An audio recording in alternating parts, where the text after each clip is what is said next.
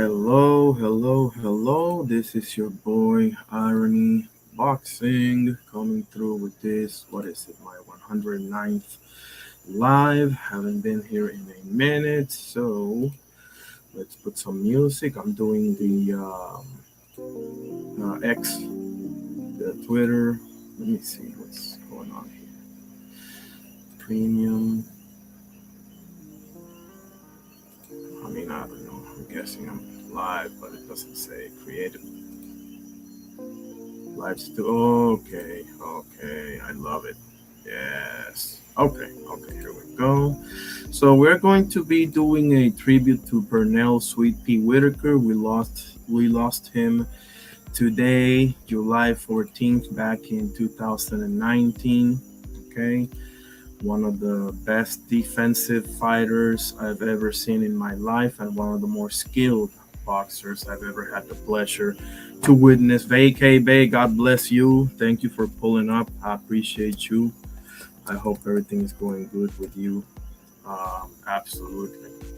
Appreciate you. What an honor it is to have you here. This is my first time streaming in X, so, we'll see. Okay. Let's start things off properly. Give me a second. What is this? Lord. Yeah. One second. I gotta do the Lord's Prayer. I have to.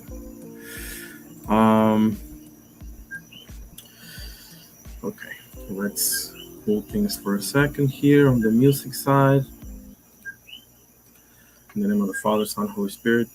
Our Father, who art in heaven, hallowed be thy name. Thy kingdom come, thy will be done on earth as it is in heaven. Give us this day our daily bread, and forgive us our trespasses as we forgive those who trespass against us. And lead us not into temptation, but deliver us from evil. For thine is the kingdom, the power, and the glory, forever and ever. Amen. And with the Father, Son, Holy Spirit. Thank you, God, for everything. I hope you're all having a great day, afternoon, evening. Just do boxing. How you doing?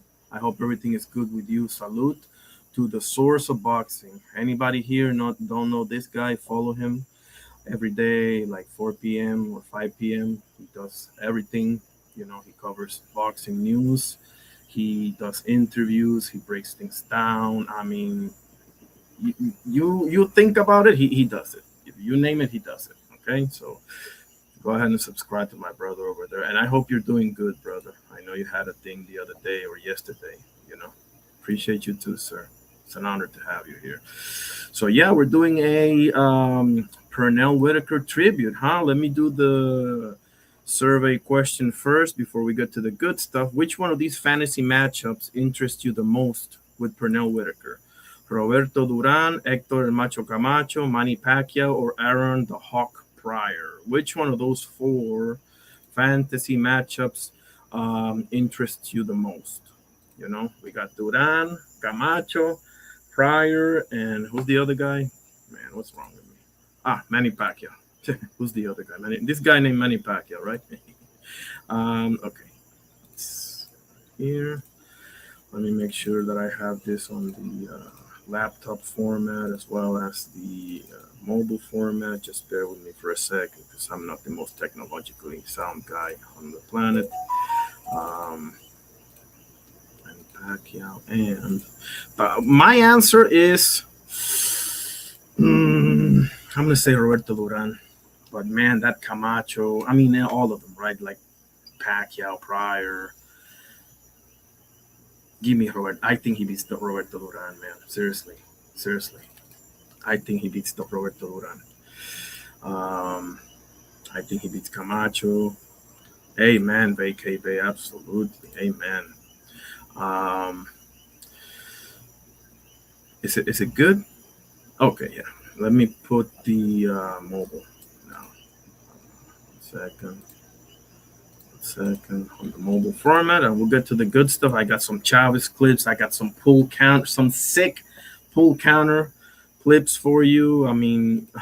Yeah, we're about to have some fun here. There's some boxing news. Andy Ruiz is fighting Damian Niba. I think it's September 4. I'm not sure. Maybe just who knows. and he is training with Manny Robles, which in my opinion is one of the top 3-4 trainers right now, right there with both Zianis, and the other two I'm gonna have to think about.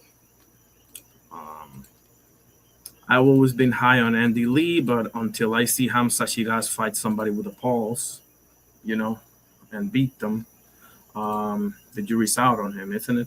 So, well, okay, let's go to the good stuff now. Music. Okay, so let's share screen and let's start showing how's Twitter doing. I don't even know. I'm just looking at this thing. Okay. So we got Asuma Nelson, we got Buddy McGirt. I mean, we got Jorge Maromero Paez. I mean, we're gonna have some fun up in here. Okay. Let me share my screen. Where's the thing here, man? You can tell I've done this in a while, right? Share screen. Okay. Entire screen. I'm gonna drop the link in a second. Okay. Let me know if y'all can see this properly, right? We're gonna start with some clips about the Julio Cesar Chavez fight, shall we?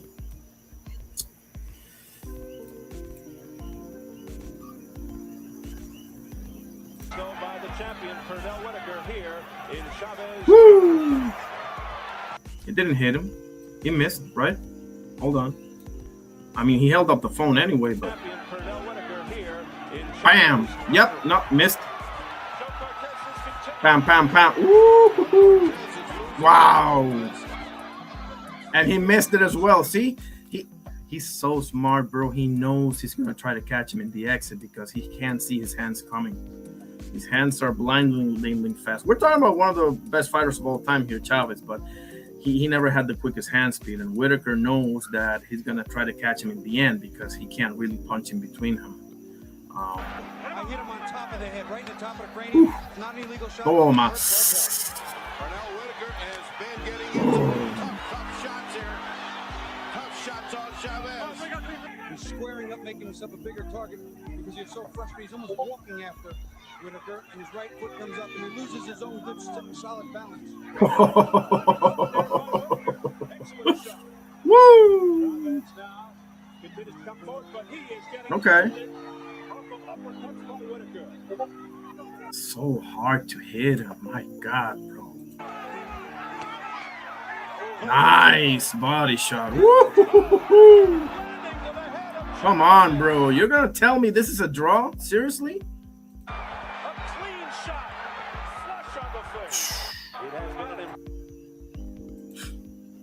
Good God almighty. What a fighter. What a gift to watch. Now, there's a pull count. That's Asuma Nelson. Where's the pull counter video that I just saw? Man, what the hell's going on here? What? All right, let me see the comments. Okay. Actually, let me put the link. I should put the link up. Yeah. Let me put the link up. Okay. Post. I haven't posted this? Oh, okay. I mean, I guess I can do that up. But, okay. Where was I? Yeah, there's a pull counter video. Man, what the heck? Pull counter. Man, I just saw it. What the heck? Man. Okay, we can see some other. Oh, here it is. Here it is. Watch this. Watch this, fellas. This is just.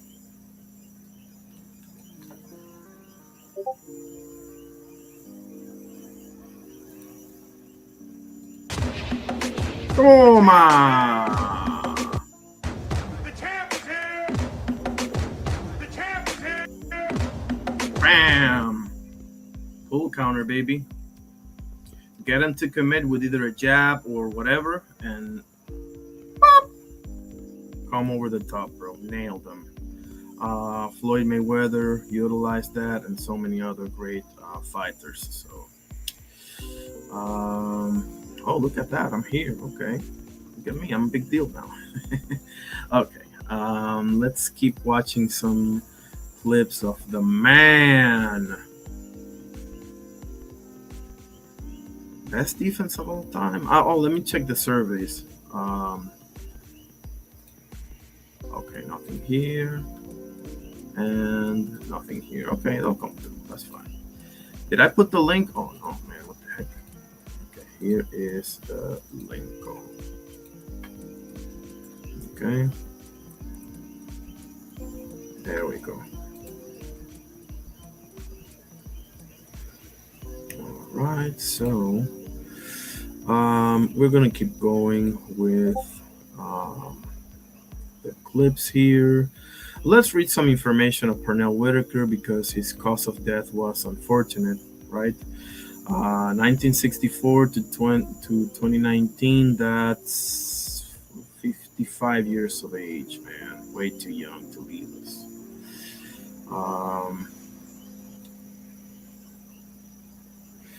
At about 10 p.m.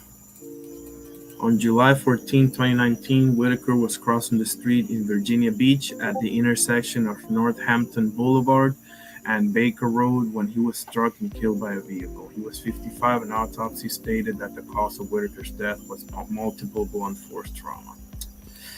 God bless him. God bless him. Unfortunate, man. Buddy McGirt, here we go.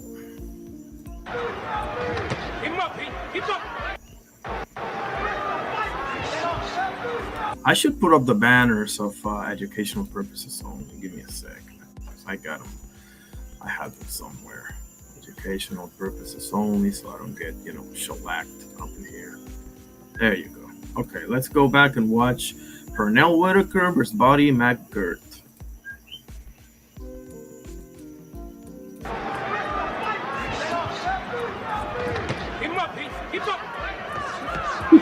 Warning from Hazard for Whitaker to keep those punches up.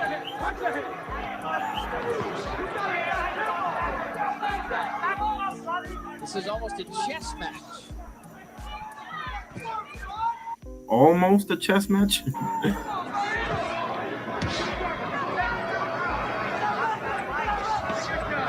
No hold, no hold. Bring him up.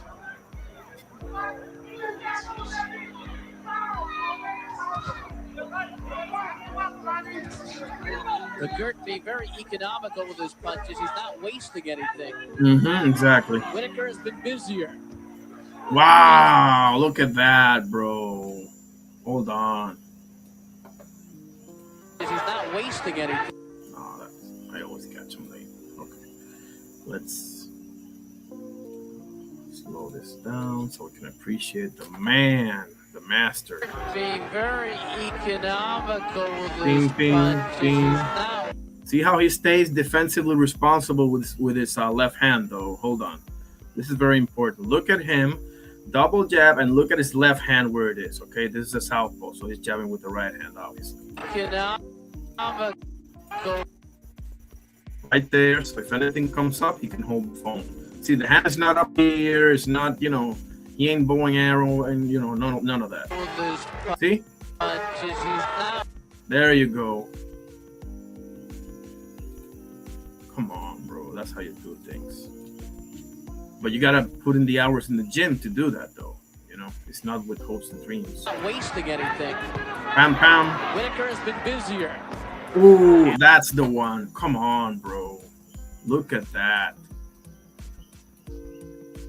Come on, I have to.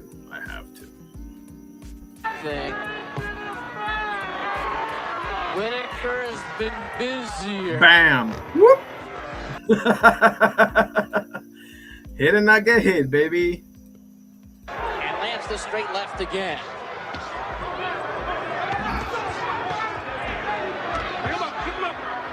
McGirt finally dug a left hook in that combination.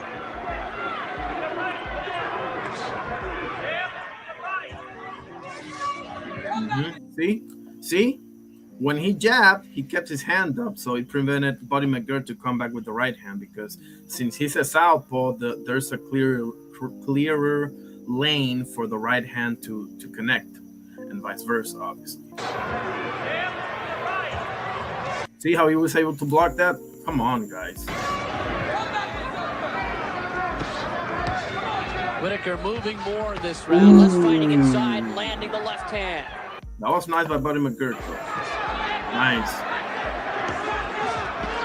And that's more Whitaker's game. Bam. Oh, my. Makes him tougher to hit, allows him not to get involved in a power punching contest. No holding. Whitaker is a tough guy to hit. No kidding. His trainer, George Benson, said that he's harder to hit than the numbers. McGirt landing with the combination. All right.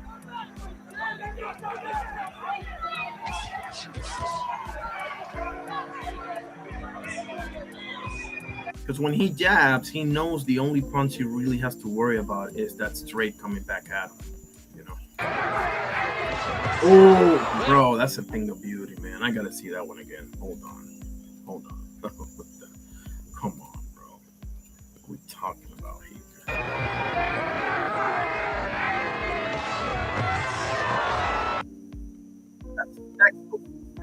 It's so nice. I gotta see it twice. Whoop! Oh my! And ducked out of the counter. Come on. Whitaker coming away with the left hand. Snap McGirt's head back.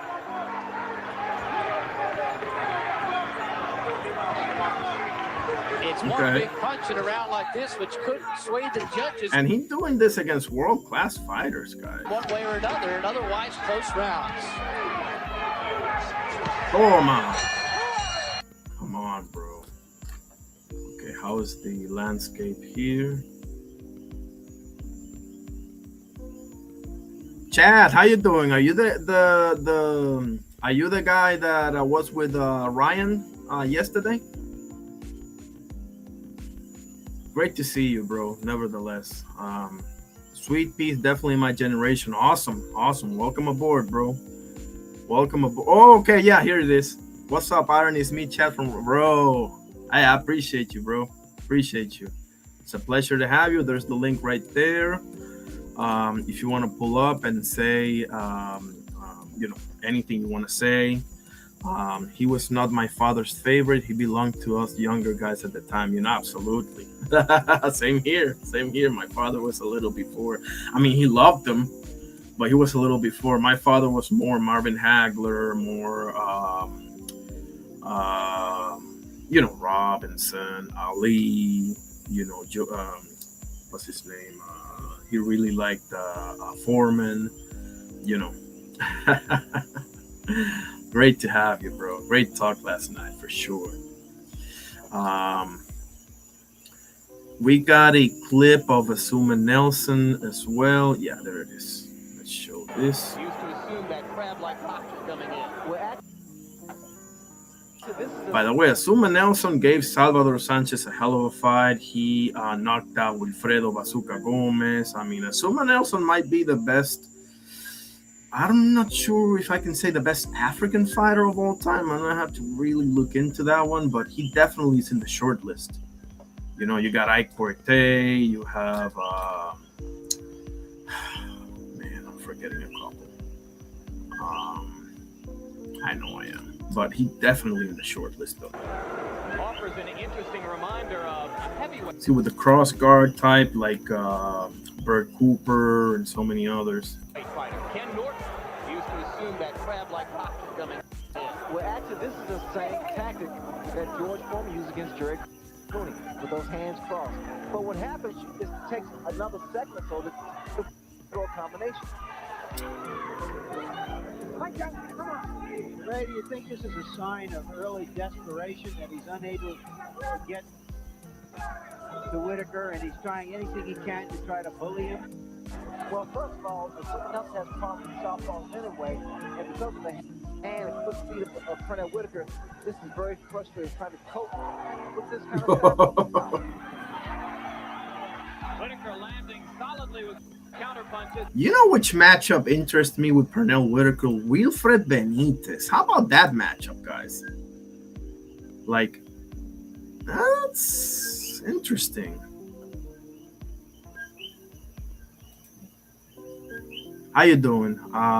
Joey, Day, how you doing?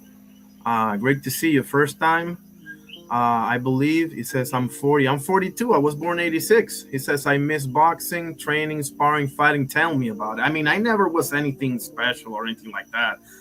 But man, I miss the smell of the gym. I miss everything. The sweat.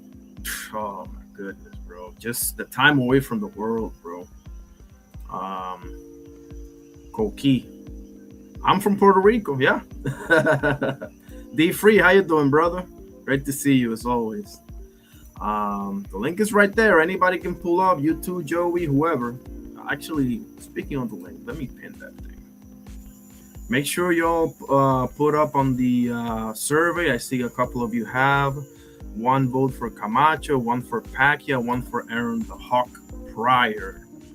And I'm the one saying Duran. I mean, any of them is good, obviously. Let me pin the link. One second. Where is it? Okay. Pin.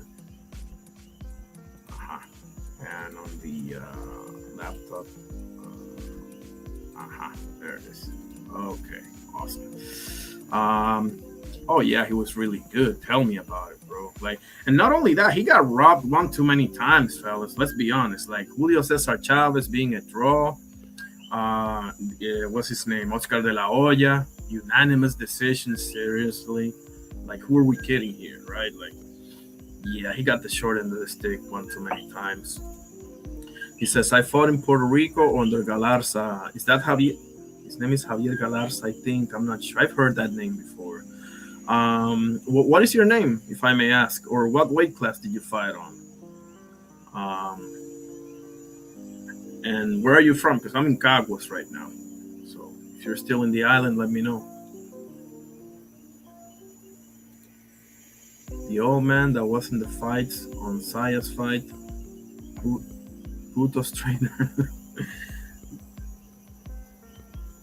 Hold on. I think, yeah, I saw the fight, unfortunately, right? Like, okay. He says, I fought in USA a few fights, like 15. Okay, what weight class? Juanadillas, come on. That's like right before Ponce, right? Like, that's, man, that's so awesome. Link is right there, bro. It's pinned. I mean, if you can't do it right now, I'll be here for a while. I've just started, 20 some minutes ago. 152. Okay, so between welterweight and junior middleweight. Okay. So did you fight? Who can I come up with? So you're saying Pernell is from your generation. So man, what the heck? Did you find other Puerto Ricans? Let me know. Sí, okay, awesome. Sí, no, podemos hablar en español, English, whatever you want. I'm just showing some stuff on. Oh shoot, I haven't finished showing the Zuma Nelson. I'm sorry. Give me a sec. As Nelson opens up a little more, releasing his hands more to try to get in. And Nelson takes advantage of the chance to hit Whitaker while he's down on his feet. That's Zuma Nelson's best chance to turn this into a street brawl. Get inside, make Pernell fight him. Just fight him. And I hope he lands a big punch. And that's what Landed a right hand there. Nelson is starting to get a little bit more effective inside. And he's going less to the body and more to the head now. It's very hard to pin him down too, man. Like how well he moves his legs. It's unbelievable. Not only that, he's sticking you with the jab, so he's giving you something to think about. Yeah, he doesn't have, power like that, but he has the quick hands, and bro, those punches they pile up on you. not hurting him, and he understands. He feels Mi papá siempre decía, los golpes no alimentan. that he can hurt Pernell Whitaker.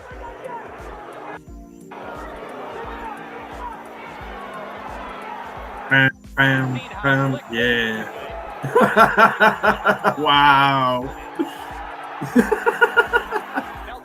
But you gotta move your head, Nelson. I mean, come on, straight up like that, looking like Tim Seal, man. What are we doing? I mean, all due respect, obviously. Keep throwing that jab at me. There you go. Yeah, this guy is. Whitaker obliged. Something's apparently wrong with the connection, so I'm gonna ask you for some patience, guys. Yesterday we talked to Zoom about taking jabs. He said, I'll take a jab to get inside and throw my punches.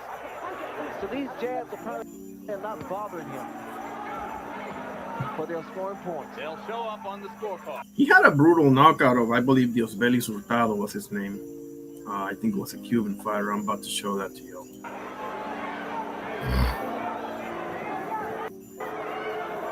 when it was suggested to Azuma that he'd take a lot of jabs, he just smiled and said, don't worry. Mills Lane.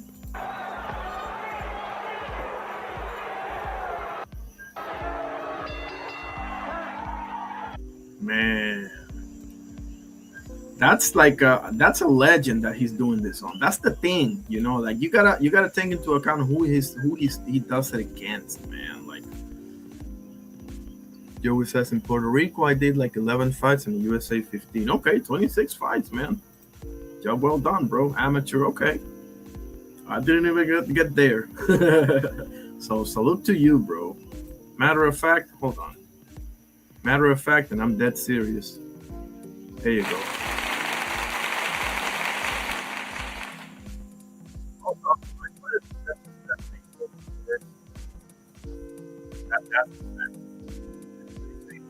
Don't tell me no. But yeah, let me check the surveys real quick. How are we doing in those? Okay, one for Camacho, one for Pacquiao, one for Aaron the Hawk Pryor. Hopefully Panama Lewis is not in his corner for that one, just saying. But where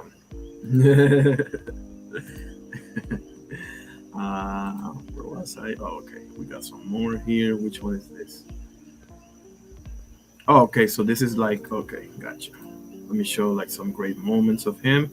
And we're gonna see the Diosbelis Hurtado, and we're gonna go through his resume. We're gonna talk about boxing news as well in a minute. Like we can talk about anything. You know, Andy Ruiz is fighting Damian Niba. I think that's the guy that just fought Jet Caballero over in Germany. I'm not sure, though.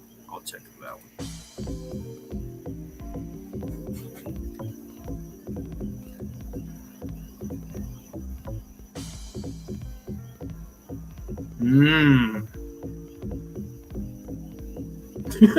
Come on, bro.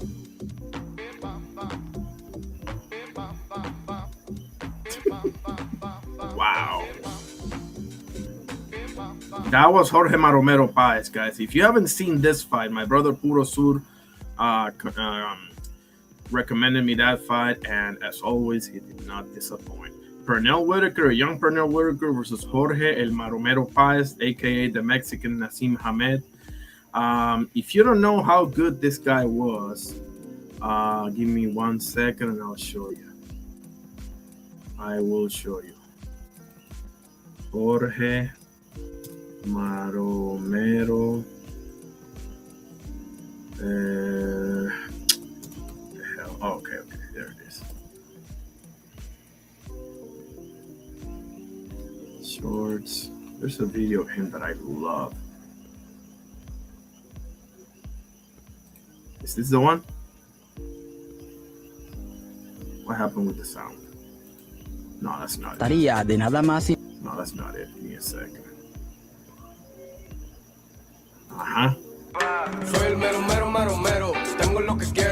No, that's not it either. Shit. I'll find it. If you don't know how good this guy is, bro, like, trust me. Yeah, I had beef with Chavez. Is that the one? No, that's not. I think this is the one. No, that's not it either. I'll find it. Don't worry about it. For now, give me Pernell Whitaker versus Hurtado. Uh-huh.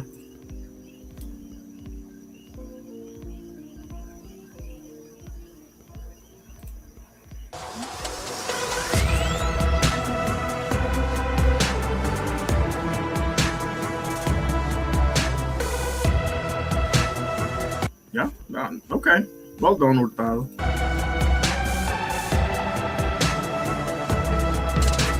There it is. Nasty knockout, guys. Nasty. Nasty.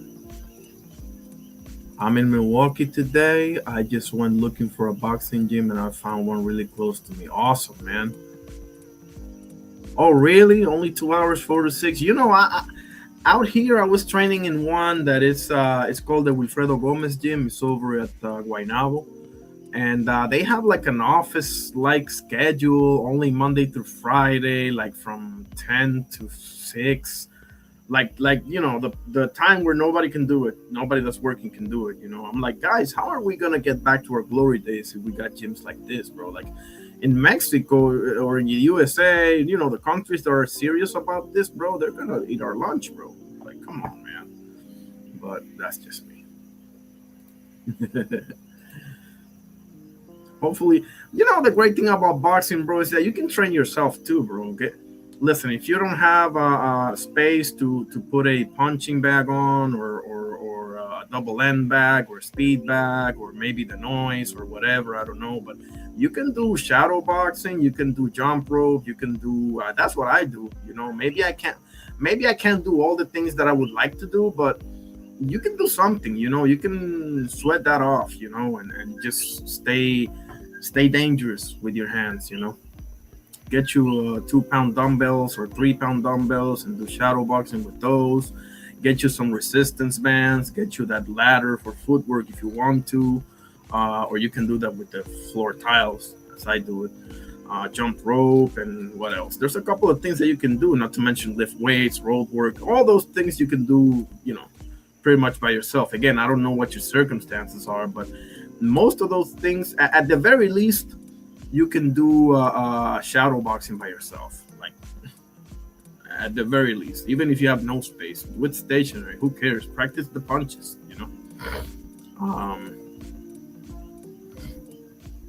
Dice, but I have a feeling quisiera una o dos peleas profesionales.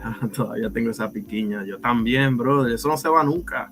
Eso no se va nunca. Yo sé que cuando tenga 60 va a sentir lo mismo. Créeme. Eso no se va nunca. Créeme que te entiendo. Ay, espérate. I haven't finished this one. There.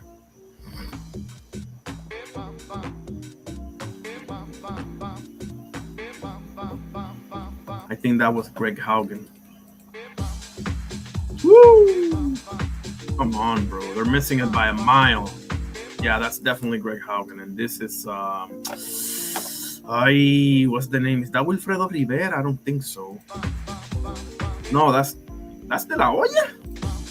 Yeah, that's De La Hoya. Yeah. Hurtado right there. Oh, chill out. Too late. Come on, bro. Wow. And it's just, he's so defensively responsible that when you see him wail on somebody, in the end, he doesn't move expecting the counter.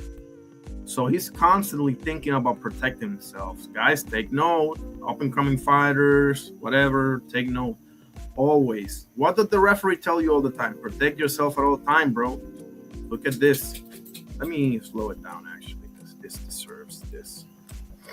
Make sure you subscribe, brother, and we'd love to have you and chop it up with you, bro. We can do English, Spanish, whatever. I don't mind it at all, bro. Always have a fellow Boricua in the house. There it is. 1, 2, 3, 4, 5. Whoop! Just in case a counter comes. That's how you do it, fellas. That's how you do it. Take note from the best.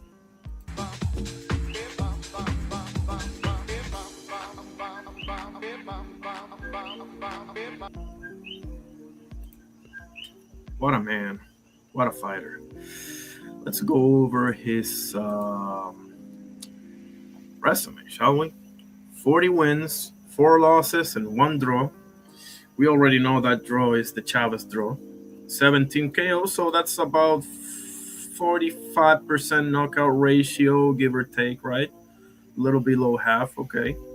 I mean, imagine if he had power, right? It would be like unfair, right? So, yeah, gotta, man, goddamn. Like, the only loss that I recognize of him, I mean, this was his last fight, What are you gonna do? The only loss that I really recognize of him is Felix Tito Trinidad, bro. I don't think he lost to Oscar de la Hoya. Okay, I don't think so. That was a UD. Come on, bro. That's disrespectful. Seriously. Oh, that's the Golden Boy, and he was 23-0. He was at that time he had 1 draw, but he was undefeated as well. No, he had that 1 loss again. Oh, Jose Luis Ramirez. No, look at that record, bro.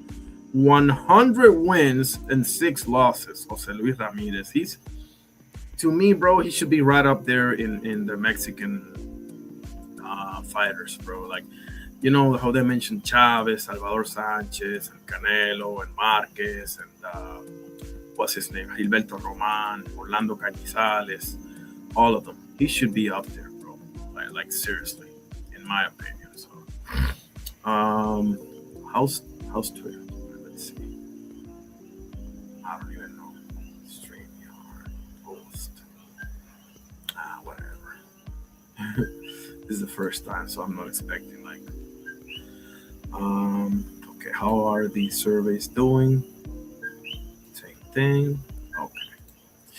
Now let's go back to his resume, shall we? Okay. So, okay. His debut was November 15 of 1984, okay? Farrain Cormier, this guy was 11 and wow, he made his debut against a guy that was 11 and 0. Wow, that's something to behold right there. Won by what is this? Won by TKO, round 2 out of 6. Well done. Second fight versus Danny Avery, who was 7-3-2. Okay. He won. I think this means that they didn't come out of the corner, right? RTD means refused to, I don't know, something like that. Round 4 out of 6. Okay. Third fight. This was January 20 of 85. So he fought in 2 months. Okay. 2 fights in 3 months. Okay. Third fight, March 13, 1985 against Mike Golden. This is all at lightweight. Okay. Lightweight division. Mike Golden, this gentleman, 6 wins, 5 losses, 0 draws. He won by TKO. Round 4 again out of 6. This is all in the USA. First fight is in MSG. Second one is in Jersey. Third one is in Virginia. Okay. Fourth fight, April 20th. So almost exactly 1 month after the third one, he got the fourth fight. April 20 of 85 against Nick Parker, who again lightweight division, 13 wins, 4 losses, 1 draw. He won by UD, 6 rounds out of 6. This was in Corpus Christi, Texas. Okay, 4-0 so far. Fifth fight, it's in July 20 of 85. John Senegal. Again, lightweight. This is a gentleman that had a 21-1-1 record. So we're yet to see an upside down record. The closest is the 6-5 of Mike Golden. Okay, it is what it is. John Senegal, 21-1-1. Okay, this is again in Virginia. He won by TKO, round 2 out of 8. Well done. That's how many? 1, 2, 3, 4, 5-0. Sixth fight against Teddy Hatfield in August 29 of 85. This was at the junior welterweight division, 140 pounds. Now, this gentleman had a 17-11 and 1 record, okay? This was in Georgia, Atlanta, Georgia, the Omni, and won by KO round 3 out of 8, okay? Next fight is against Jesus de la Cruz, November 12 of 85. Okay, now this is the first upside down record, 1-6-0. This was in Pasadena, Texas. He won by TKO in the very first round. Okay, let's keep going. Next fight was in March 9 of 86. Wow, that was 12 days before I was born. Awesome. Against John Montes. This is back at lightweight, seems, or a catchweight, right? 137 and a half. Okay. Now, this guy had 29-3 record. Come on, man. That was in Hampton, Virginia. And he won by UD 10 out of 10. So he's already fighting 10 rounders. This is 1, 2, 3, 4, 5, 6, 7. Okay. In the eighth fight, he's fighting 10 rounders. Very good. Next fight, August 16 of 86, Rafael Williams with a 24-2 record. This was in Atlantic City, in New Jersey. He won by UD 10 out of 10. Next fight, almost exactly 2 months after, in October 9, 86, Rafael Gandarilla, record of 17-15. So far, this record and the 1-6 record, well, and the 17-11 record are the only three, but we're used to seeing this, especially on the come up, right? So anyway, he won by UD. This was in New York. Okay. Next fight, it was December. Wow. So he fought 3 times between August and December of 86. Awesome. December 20 against Alfredo Lane. Is he related to Rex Lane? I don't know. This was back in lightweight, by the way. I forgot to say. This past 3 fights were lightweight again, okay? 136. So Alfredo Lane, 14-6 at the time, 0 draws. This was at Virginia, and he won by UD, 10 out of 10. And here comes the Black Mamba, Roger Mayweather. Most motherfuckers don't know shit about boxing. Yes, sir. Say it again. Rest in peace, by the way. God bless him. March 28, 1987. I was 1 year and 1 year and 1 week old. Roger was 26-4 with 0 losses. We understand that Roger dropped a couple to Chavez, whatever the case may be. This was in Virginia as well, and he won by UD, him being Pernell, 12 out of 12. So that's his first 12 rounder was against the one and only Roger Mayweather. May God rest his soul. One of the greatest trainers of all time, one of the greatest boxing minds of all time, right here. Okay. After this, he goes June 28th, so exactly 3 months after. He fights Jimmy Flores in 1987. This is who is 1-6-1. Okay, another one of those records. It is what it is. In Houston, Texas, he won in the very first round by TKO. Well done. After this, he goes on not even a month afterwards. Okay, this is June 28. Next fight, July 25. 87 against Miguel Santana, 21-1-1. Okay, in Virginia as well. Won by TKO, round 6 out of 12. Well done. So he's got a couple of 12 rounders in the bag by now. Okay. After this, December 19, 1987, he battles Davey Montana with a 19-8 with 0 draws record. This was in Paris, France. Okay, Paris, France. Won by TKO, round 4 out of 10. Well done. And here comes Jose Luis Ramirez. Look at this record, guys. 100 wins, 6 losses, and 0 draws. Come on, bro. I gotta start checking out Jose Luis Ramirez more. I've seen the Edwin Rosario fights. I gotta see the Chavez fight, bro. A lot of people think that was a tad bit controversial, but nevertheless, this happened in March 12 of 88. Lightweight division, 135 pounds, and he lost by split decision. We gotta see this fight, man. We gotta see it. Afterwards, we have December. Okay, so he fought in March 12, and after this split decision loss, he fought in November. So that's about 8 months later against Antonio Carter. Now this is junior welterweight. Now I'm sorry. No, this is lightweight again. 136. Gentleman with 3-8-1 record. Okay, he won by TKO round 4. So this is clearly a comeback fight, right? It's clearly a comeback fight. Let me go back to the chat, see what's up. Okay. Let's keep going.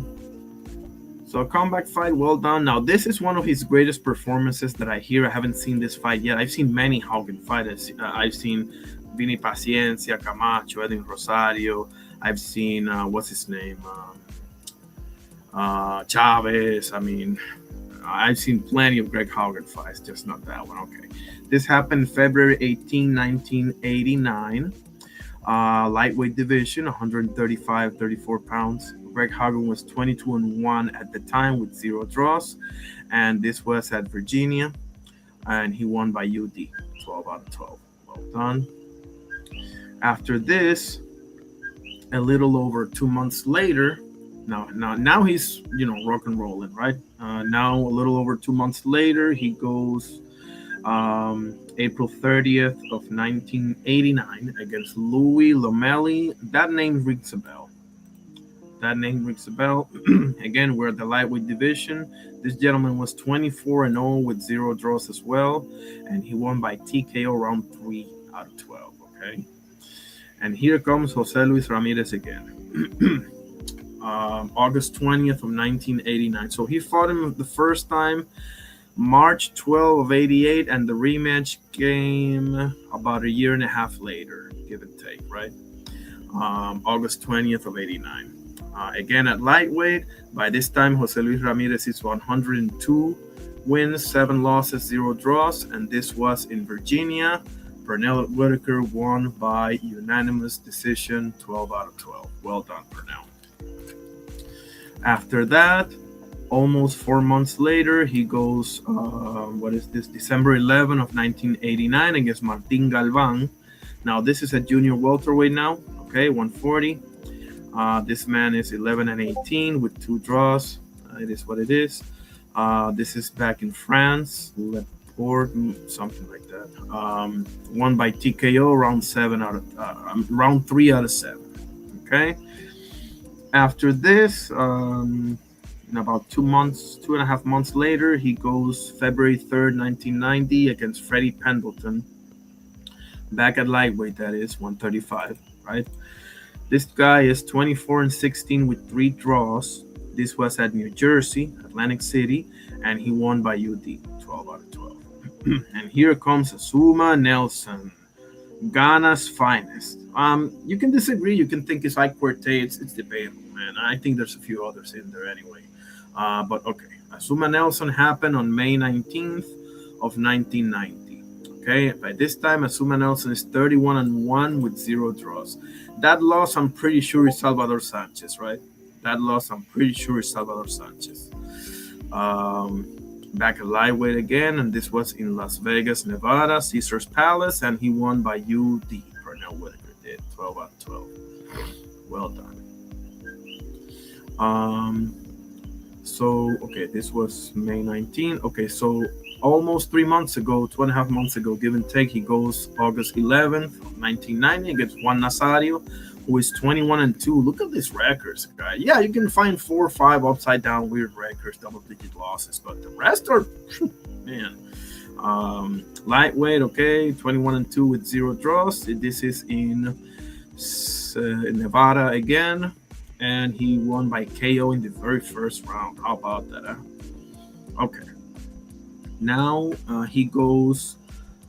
This was 3 months ago, 3 months and some change. Afterwards, he goes November 22nd, 1990 against Benji Marquez. This was in junior welterweight-ish, or maybe catchweight, 130.5, something like that. This guy is 18-8 with 1 draw. And this was in Madrid, España, tío. They're playing in the World Cup final, by the way. Congratulations. You're going to lose to my Argentina, but well done getting second anyway. This was in Comunidad de Madrid, Palacio de los Deportes, and he won by UD in 10 out of 10. Well done.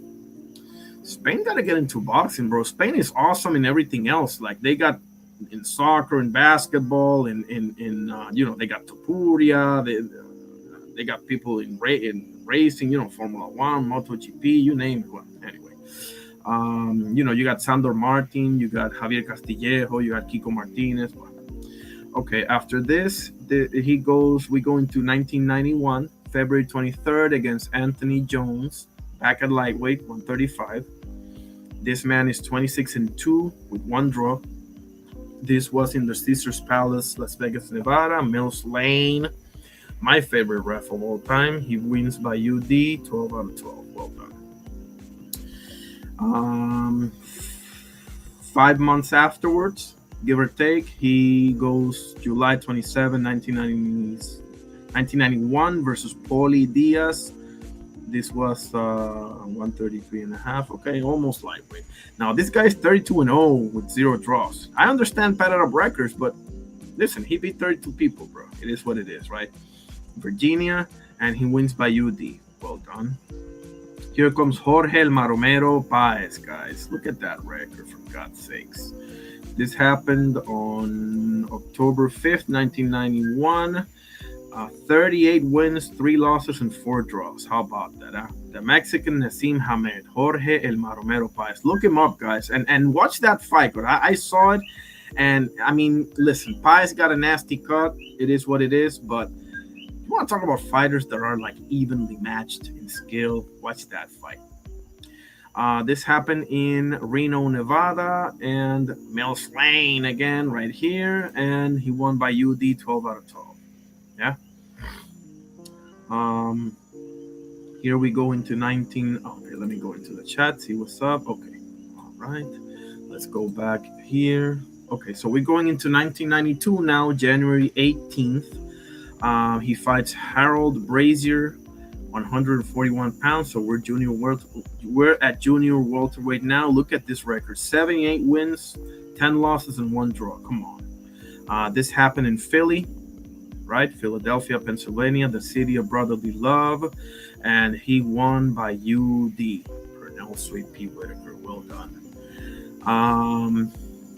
Almost 4 months afterwards, give and take, May 22nd, 1992, he fights Jerry Smith. This is at welterweight now, 147 pounds. This record, okay, 12-13-0. You know, it is what it is. This happened in Distrito Federal, Mexico City, Ciudad de Mexico. El Toreo de Cuatro Caminos, and he won by KO in the very first round. Well done. After that, not even 2 months later, a little less than 2 months later, July 18th of 92, he fights Rafael Pineda at junior welterweight, 139. This guy is 28-1 with 0 draws. Okay, your referee Joe Cortez. I'm fair, but I'm firm. I got mixed feelings about you, buddy, but whatever. This happened in Las Vegas, Nevada, Mirage Hotel and Casino, and Pernell won by UD 12 out of 12. Well done. Okay, so this is how many, like 5 months later, give or take. He goes December 1st, 92 against Ben Baez, who's 7-4. This is at welterweight now, 147, right? 7-4, whatever. This is in Virginia, and he won by KO round 1, of course. March, now we're going into 1993 now, yeah? March 6, 1993, this is against James Buddy McGirt. Okay, look at this record, guys. Welterweight division, by the way, 147. Okay, 59 wins, 2 losses, and 1 draw. And this was at Madison Square Garden, of course it was. And he won by UD, 12 out of 12. We showed you some clips of that fight. We showed you some clips of Azuma Nelson, and this one right here. This is okay. So 6 months after, he goes September 10th, 1993, against the one and only Julio Cesar Chavez, aka El Gran Campeón Mexicano. Look at this record. 87-0 with 0 draws. Now this is catch weight or junior welterweight, right? It says 142 there. This was in the Alamo Dome in San Antonio, Texas, and majority draw in one of the most, well, I don't know if it's one of the most, but, well, yeah, we can say it's one of the most egregious robberies. Yeah, we can say that for sure. Clearly he won that fight. We showed you clips of it, just piecing him up, but, you know, the money is on whoever it is, bro. They've been doing this shit forever. So, here we go into 1994, April 9th against Santos Cardona at welterweight. This gentleman is 29 wins, 3 losses, and 0 draws at the time. This was at Virginia, and he won by UD. Well done. Now he gets to rematch James Buddy McGirt 6 months afterwards in October 1st, 1994.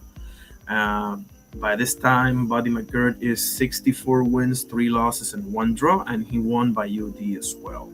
Okay, Pernell at Virginia. Now, the first fight against Buddy McGirt was March 6, 1993, and the rematch was, about a year and a half later. Yeah, the same thing as Jose Luis Ramirez. Okay.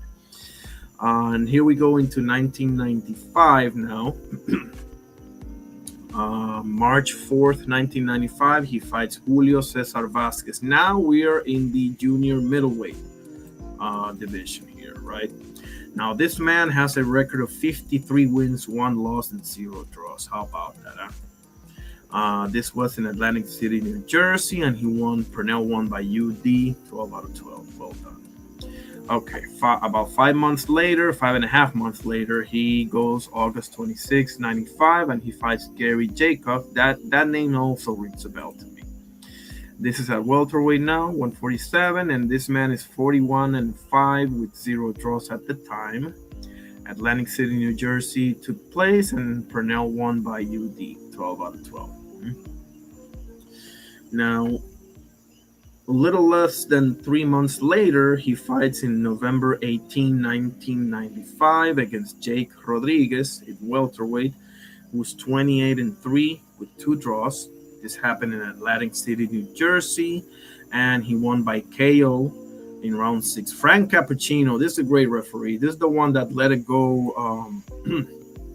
The first fight got Arturo Gatti and Mickey Ward. Arturo Thunder Gotti versus Irish Mickey Ward. The first one, the unbelievable one, he's the one that let it go. So that's one of the greatest decisions I've ever seen in history by a ref. Shout out to Frank Cappuccino. Okay. After we go into 1996, and this is a great fight right here. He goes and fight my fellow countryman, Wilfredo Rivera. They call this guy the champion without a crown in my island. Wilfredo Rivera. He fought Shane Mosley. He fought a lot of people, just couldn't get there, but he was a top prospect. I think he had discipline issues, but don't quote me on that one, okay? This happened at welterweight. This man, Rivera is 23-0 with 1 draw at the time. This happened, what is this flag? Is this Philippines? Kukoi Bay, Atlantis Casino. This, I think, is the Philippine flag. This is what I think. And Pernell won by split decision. Okay, 12 out of 12. So Pernell did get the benefit of the doubt one time in a split decision. Okay, let's anyway. After he rematches him right away. This is what, 5 months afterwards, give or take. September 20, 1996 at welterweight, 23-1-1, obviously. Rivera being the loss, and he won by UD. This was in Florida, in Miami, Florida. Okay. Now we're going into 1997, and he puts on a show against Diosbelis Hurtado on January 24th, 1997. Diosbelis Hurtado is 20-0 with 0 draws at the time. This happened in Atlantic City, New Jersey, and he stopped them in round 11 out of 12 by TKO. Okay. Now, almost 3 months after that, he fights the Golden Boy, and we all know what happened in that fight. April 12, 1997, he fights Oscar de la Hoya, who at the time was 23-0 with 0 losses. He probably came off of the 2 wins against Chavez, but I don't know for that for sure. This was at welterweight in Las Vegas as well. Thomas and Mack Center. Mills Lane again. And he loses by UD. I'm still trying to figure that one out. I'm still trying to figure that out. Depende, Joey, porque yo me ausenté como por un mes. Me ocupé. Pero Pero sí, yo creo que voy a estar todos los días. Voy a ver si mañana paso el juego de Argentina en el Mundial. Pero, gracias por la campanita y la suscripción. Y gracias por estar aquí, hermanito. When I'm finished with this, I'm going to open up the panel and everybody can hop in if they want to, or we can chat it up, whatever you want. Okay? We're almost done here. Let's go to la olla. So that was April 12th. So 6 months after that, October 17 of 1997, he fights Andrei Pestriaev at welterweight 148. This man was 20-1 with 0 draws at the time. This is in what is this? Mashantucket, Connecticut, Foxwoods Resort. No contest, no decision. What happened? Whitaker was originally announced the winner, but the result was later changed to a no contest after Whitaker tested positive for cocaine. Holy shit. Huh? I mean, it's what it is, bro. Everybody got their demons, bro. That's the truth. Okay, so this was in October. So here we go. So I'm guessing they suspended him because he was out for the entire 1998, right? No fights in 1998. So he comes back in February 20th of 1999 against who other than Felix Tito Trinidad at 147 welterweight, 33-0 with 0 draws, murking people left and right, knocking people out left and right, and this was in MSG New York, obviously, right? Benji Esteves was the referee. I like this guy too. I like Benji Esteves. He lost by UD. 12 out of 12. He got dropped a few times, or maybe once, by Tito. Tito, bro. Sorry, Pernell. You know I love you, but against Tito, everybody falls. Sorry. After that, he goes into the last fight of his career, which is it was it was over 2 years later. Oh, man. Against Carlos Bojorquez. This was in junior welterweight. This guy was 14-2-5, and he loses by TKO round 4. He was probably never the same after that one. So there it is, fellas. Pernell Sweet Pea Whitaker's career for you. Let me just put the link in there. We're going to talk about some boxing news. I'm going to show you a couple of stuff as well. Let's see how Twitter is doing. If it is doing, no, it's not doing. That's fine. I'll get the hang of it. That's fine. Okay. Surveys. Okay, one guy voted for Duran up in the mobile. I love it. And we got one. So we got one vote for each. I love it.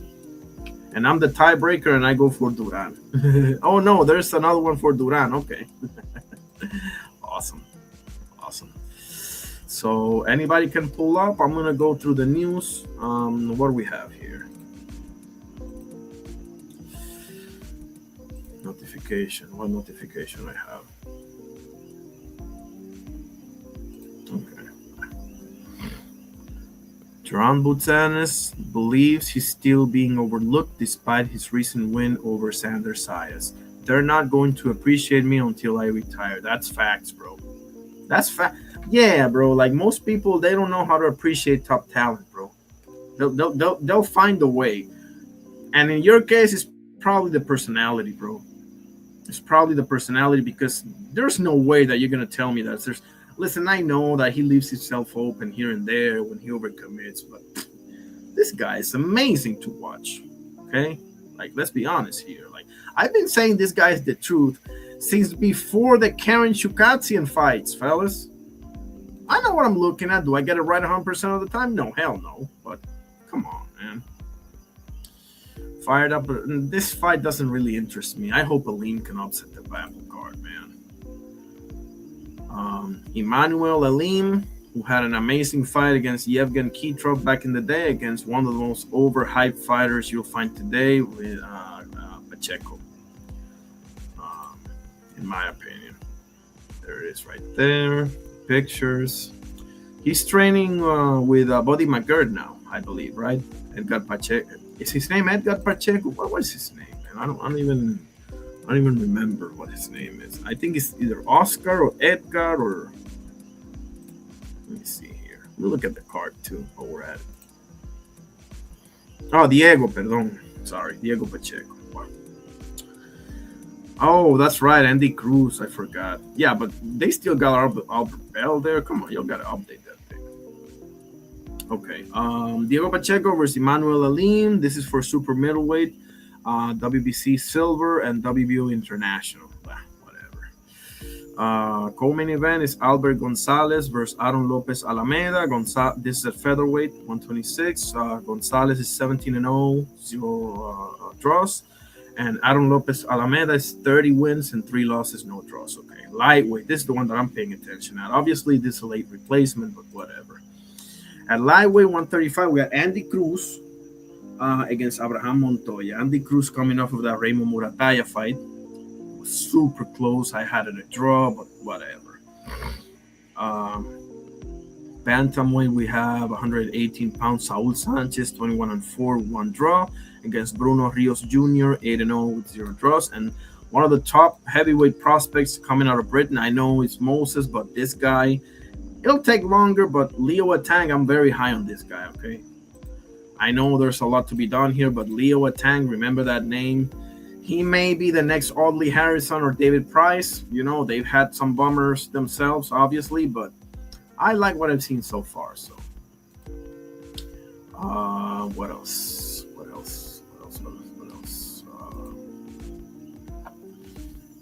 Oh yeah, we got. Hold on, Charlie Suarez is back in action this Saturday on ProBox TV. Yeah, he's number 1 on what is it? The WBO is it? Where are the rankings? Hold on. They just announced that I think yesterday, right?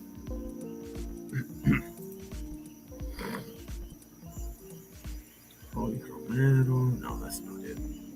It's 30, right? Yeah, it's 30. Yeah, there it is. WBO. We all know he deserves that rematch with Vaquero Navarrete, but it seems that Navarrete is going to fight Oshaki Shock Foster, which I don't mind the fight. I actually love the fight. What else we got? We got some news, man. Let me get into my Discord.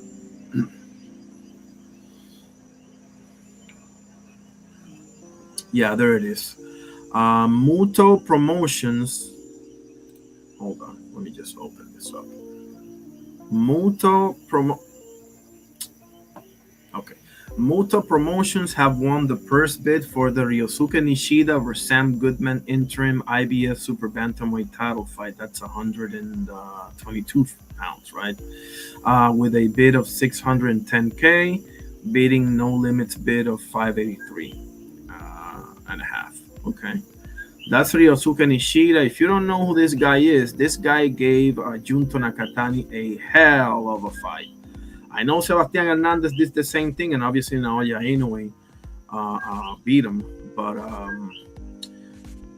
I highly recommend you all watch Junto Nakatani versus Ryosuke Nishida, bro. Them Japanese boys can fight, bro.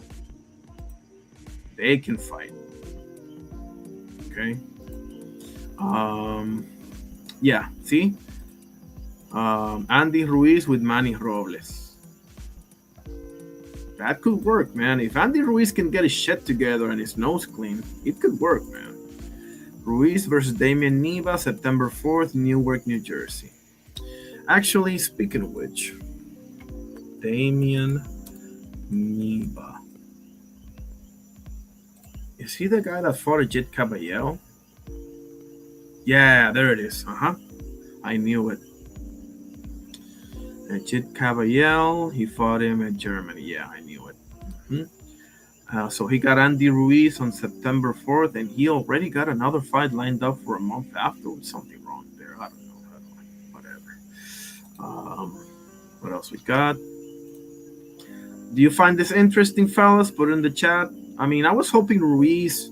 I mean, I'm not looking for a rematch against Miller anytime soon, right? But I mean, I don't know. He was rumored to be fighting Tyson Fury, and then he's fighting like Marius Wack or whatever because they don't want to fuck up that AJ fight, obviously. But oh yeah, here's a Shaki Foster exposing Shakira Twitterson. Shakira Twitterson.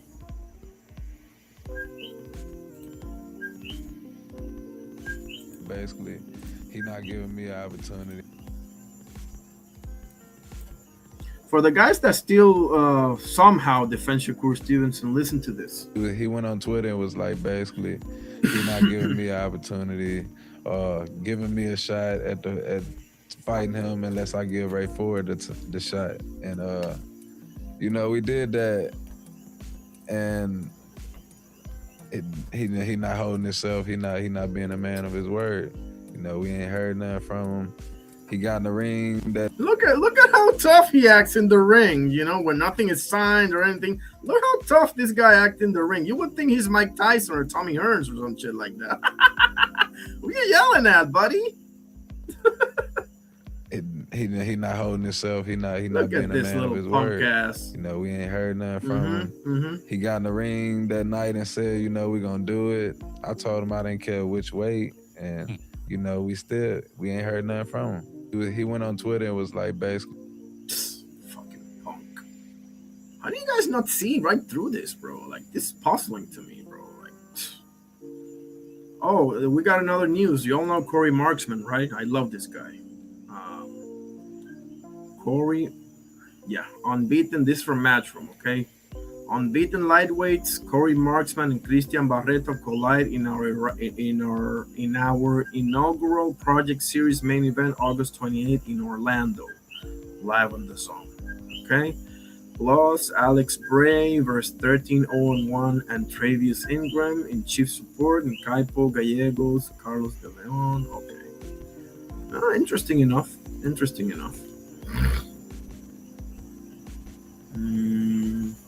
Oh yeah, we got the undercard for Itaman Hergovich, and the co-main I like. The co-main is Sam Noakes versus Dennis Baranchik. This is a pretty interesting fight, in my opinion. Carrier, how you doing, sir? Great to see you, my brother. You think so? Tough. I mean, considering the inactivity, yeah, it could be a tough fight for Andy. Yeah, but I think Manny Robles. I got faith in Manny Robles, man. I got a lot of faith in that, man. I love the guy. It's one of my favorite trainers. You know, we got Bosianis, Manny Robles. The rest I gotta think of it. I know there's some out there. I just can't think of them right now for whatever reason. Carrier says Shakur owe him the fight of principle, not because they're equal. Yeah, bro. Like so Carrier, you know, I tell you to do something, and if you do it, I'll do you know, this other thing, and then I don't do it. I mean, come on, man. Like, he says, I don't see how Andy get around that reach. Interesting. I like it. I like it. Let me see the surveys.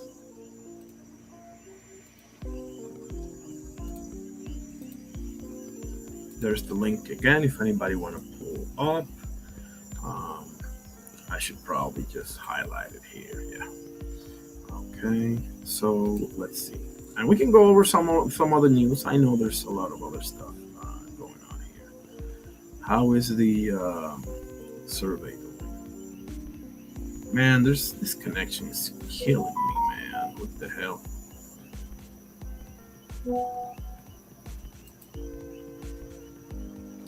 Okay, now it's frozen. Give me a second. And it's been like this for. I gotta take care of some technical shit here. But what? I live in the country, so go figure.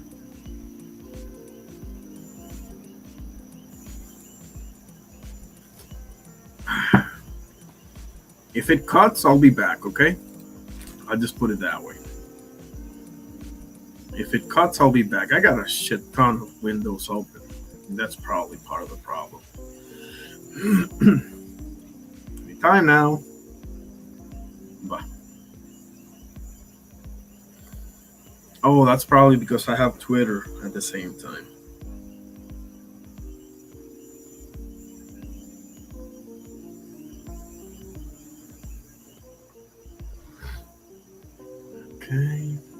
What's the deal here? I don't know.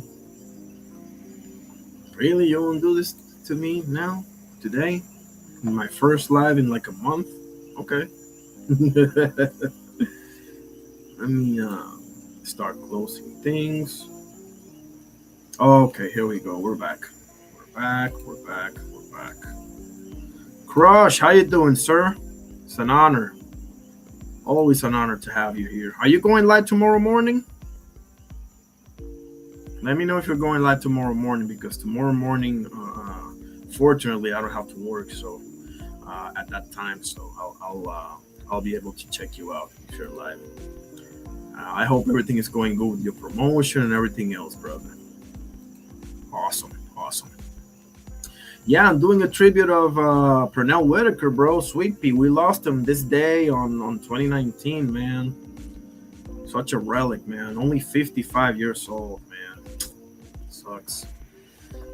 Went through his whole resume, showed clips of the Chavez fight, of the Buddy McGirt fight, of the Asuma Nelson fight. Did you see the Carrier and Crush? Did you or anybody else? Did you all see the Whitaker versus Jorge Paez fight?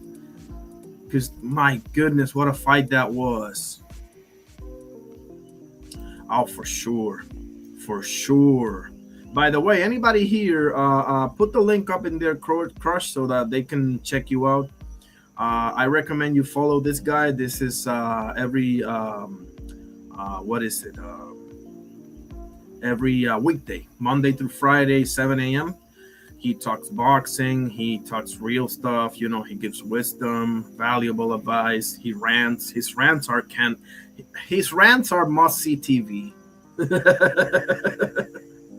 Okay, love the guy. Oh, okay, you did, bro. What a fight! Come on, bro. That's it right there. Okay, that's it right there. Subscribe, notify, like everything. Weekdays, 7 a.m. Trust me when I tell you, we will not be disappointed. So yeah, Andy Ruiz got a fight. I mean, we got Diego Pacheco. I mean, boxing is kind of, I want to ask you, Crush and Carrier, what y'all think about Spence versus Tim Tszyu? Because, look, there's so many question marks in this fight, bro. Like the inactivity, the eye, even Tim Tszyu. Like Tim Tszyu is training with Jeff Fennick now, so is that gonna work? Like Jeff Fennick is a legend, but I don't know, man. Too many moving parts. I'll tell you this, bro. If Errol Spence wins, exactly. Thank you, Carrier. Like, how do you even assess this fight? Now, I think they picked the right opponent because Tim Tszyu is not defensively responsible. He never moves his head. He does have decent power. He does have a win over Tony Harrison. You can argue that first Fundora fight with the cut and whatever. But Backram, I mean, he beat Brian Mendoza, but that Backram fight, bro, he ain't never been the same since, bro. He got massacred. And Fundora in the second fight, bro, erased any doubt. Like, he started using his jab. He started being, more wise with it and what have you. I don't know, man. If Tim Tszyu can beat this guy or make it competitive at least, and I know that Errol's going there, so you'll know he's probably not going to get a decision, right? Like, if it's close, he's probably not going to get the decision. Like, this is over there. This is in kangaroo land, Shout out to my Aussies brothers and sisters, obviously, but I think Stephen Coolboy Fulton and Liam Wilson is going to be the most competitive fight because I'm expecting Coolboy to win, right? Because he's clearly the better fighter. But Liam Wilson, bro, like he's given some top fighters fits. I'm talking about Vaquero Navarrete and I'm talking about Oscar Valdez. Like, he's one of those tough, rough and rugged dudes, bro, that can make it tough on any given night on anybody. So don't sleep on that fight. That fight, I'm calling it the fight of the night right there. Stephen Coolboy Fulton, that's coming off of a loss against Oshaki Foster.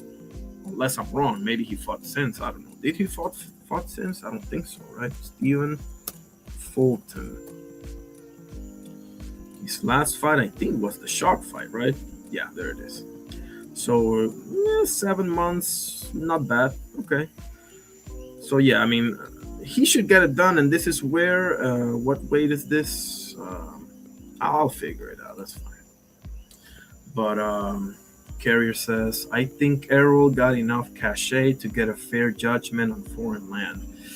I mean, yeah, he does have that win over.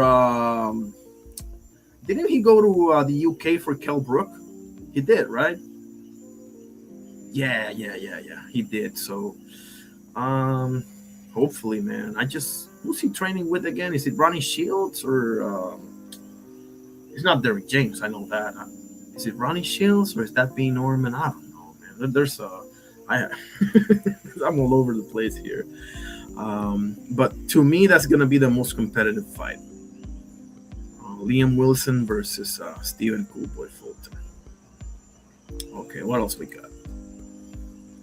I've never liked Diego Pacheco, guys. I'm sorry. Emmanuel Alim, he tried his best against Leicester. He had a great fight against Yevgen Kitrov back in the day. If you haven't seen this fight, guys, Emmanuel Alim.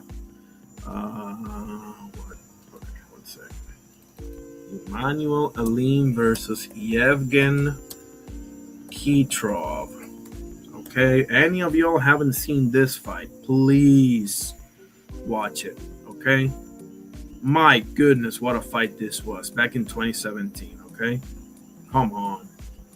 Now this is PVC, so obviously I can't watch it. But well, actually, this is not an RVR. Do I have the educational purposes thing on? There it is.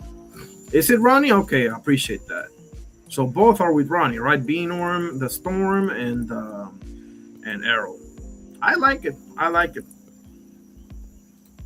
love it, actually. Watch this, guys. Kitrov was in the Contender Series that Shane Mosley Jr. won, if y'all remember that one. This guy was in there. Obey my commands and protect yourselves at all times. At this point in time, I want you to touch up and let's get popping. Yevgen Putrov, number 2 ranking for the WBC, is at stake in this division. And for Emmanuel Ali, Bam, bam. 16-0-1 with 9 knockouts, unheralded, unranked, but it will be redefined. Come on. Tonight. Fast hands, bro. Bam, bam. This is with the left hook that fires in with the right hand. See how Kitro is trying to punch with him, right? Because he recognizes how quick his hands is, so he can't compete with him there. So he's trying to punch with him to catch him with the overhands. But it will be redefined tonight. Wow. See that? Left hook that fires in with the right hand. Bam! Nice stab jab. Woo! Woo! Woo!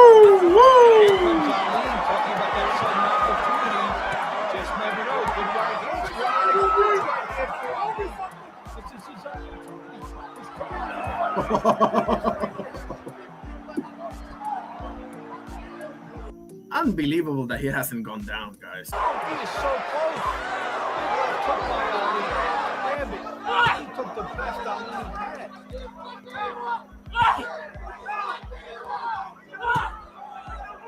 Clubbing right hand by Ali. What a win this will be for him. Left hook to the body. And as Ali reset himself.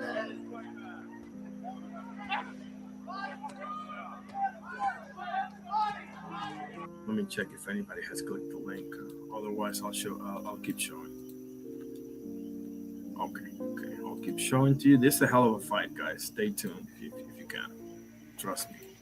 This is like a 10-minute, condensation of the fight, because if I show PVC, I'm gonna get caught up. But whatever.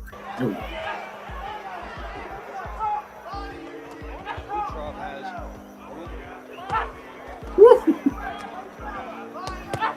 Ooh, there it is.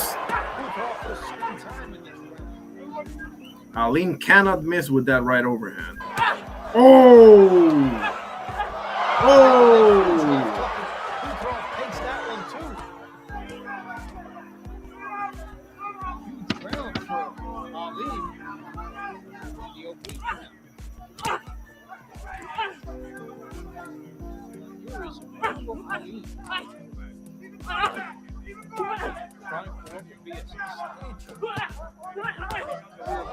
He's punching lazy, Kitro. And never moving his head. Well, he moved a little bit there. Richmond, Virginia. 3 guys have a combined record of 48. Pound. Yep. So they Yep. put him in a tough spot. He's taking the blue. See, when you can't match up somebody with skills, you got to look for other ways, and that's what Kitrov's trying to do, getting on the inside, making it rough, making it, because he knows he can't really box with this guy, so he's doing what he can with what he has. Hollow route. Woo! Shoe shined him. This in the first round. Ooh. Starting to feel somewhat more energetic and let's go. By the way, Crush, I saw the Livingston Bramble and Ray Boom Boom Mancini fight. My God, bro. Thank you for the recommendation, bro. If anybody hasn't seen that fight, please watch it. Okay? Yeah, right hand, strong hit. Ali did not keep it up. Gets a chance to fight right back into the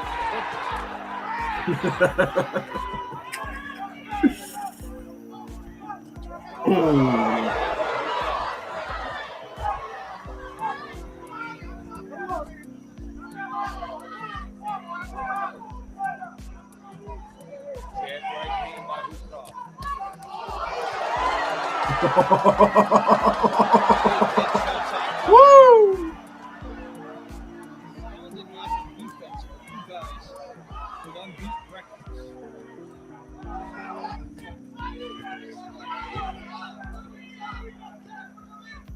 You can see like he's missing that craftiness, Kitrov is, and Aleem punches himself out because he throws that overhand, like a fastball all the time, so he gets overzealous. But Aleem does have the tools to piece him up, if he doesn't get that overzealous, in my opinion.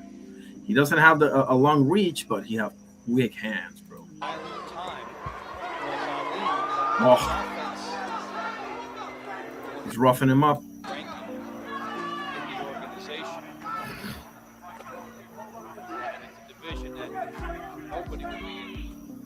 Bam, bam, bam.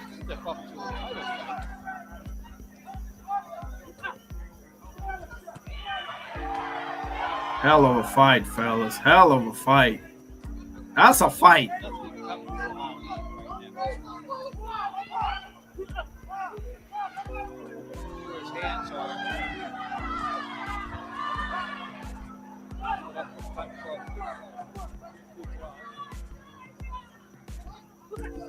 Woo! Woo! There it is. See, Aleem gotta also get disciplined because he gets sucked into a firefight. That's not your advantage. 4, 5, 6, 7. Definitely not on the inside. Keep watching, guys.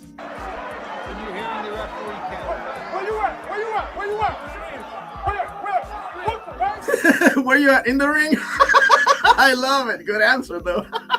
You sure? Let's go. This is his chance.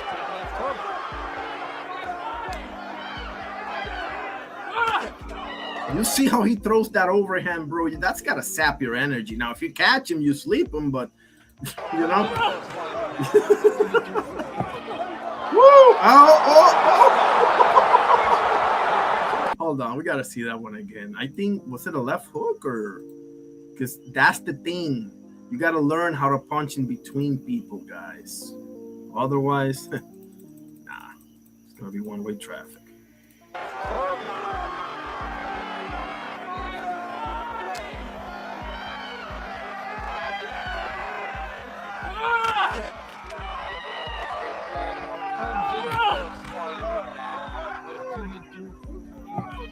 Yeah, the left hook. Yep, it was the left hook.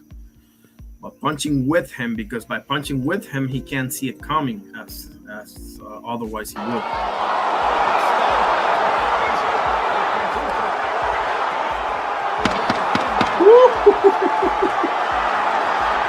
What a fight, son!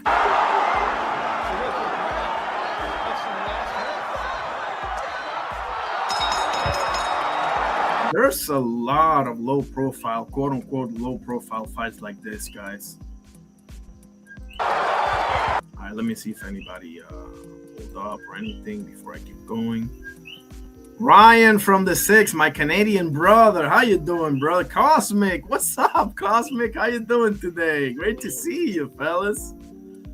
Good stuff, bro. I love your channel, by the way. Good stuff. We had a great conversation about a week ago or something like that. Puro pulled up and everything. Carrier says, I don't see nothing he does to present Pacheco. No, unfortunately, no. He's smaller, older. Yeah, Pacheco, bro. Give me a break with Pacheco. You already know. Y'all gotta click the link and we can chop it up if you want to, or we can do it on the chat, whatever the case may be. But this is an unbelievable fight, guys. In my opinion. As he stops, takes the right hand, takes the left hand. Bam, bam. Ah. 1 minute rest. Woo. Are extending it. That does change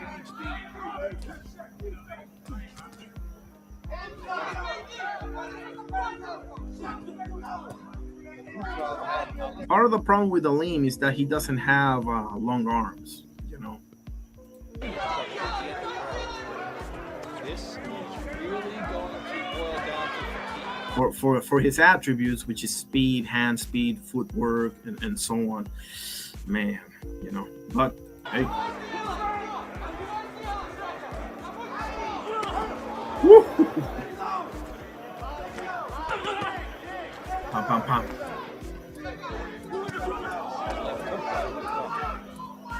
You can tell he got some skills, but he got some flaws as well.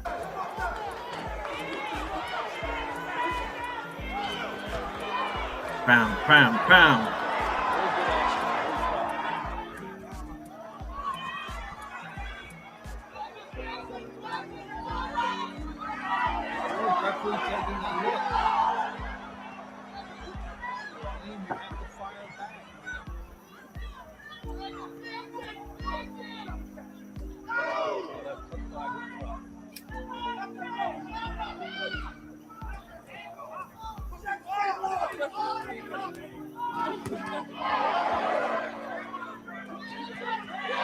Ooh.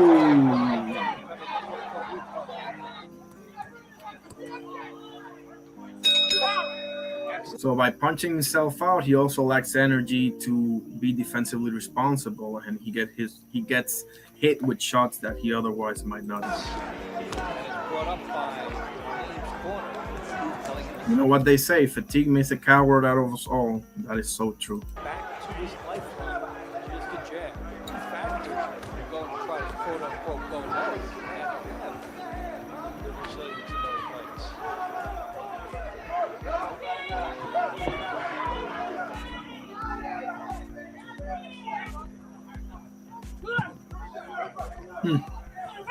There it is.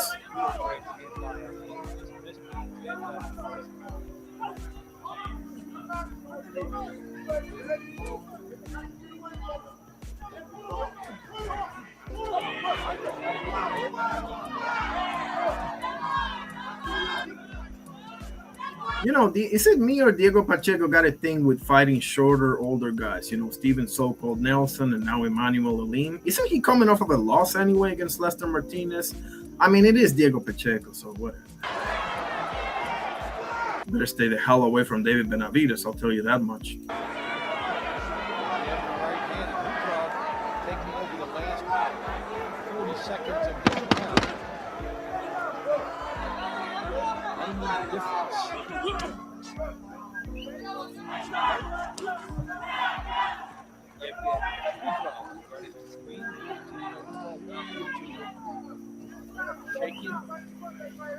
Round one. Dropped it right. Now coming out against Emmanuel.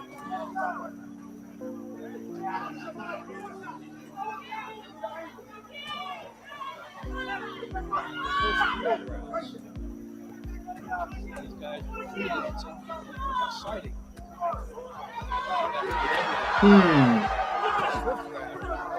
There it is. There it is.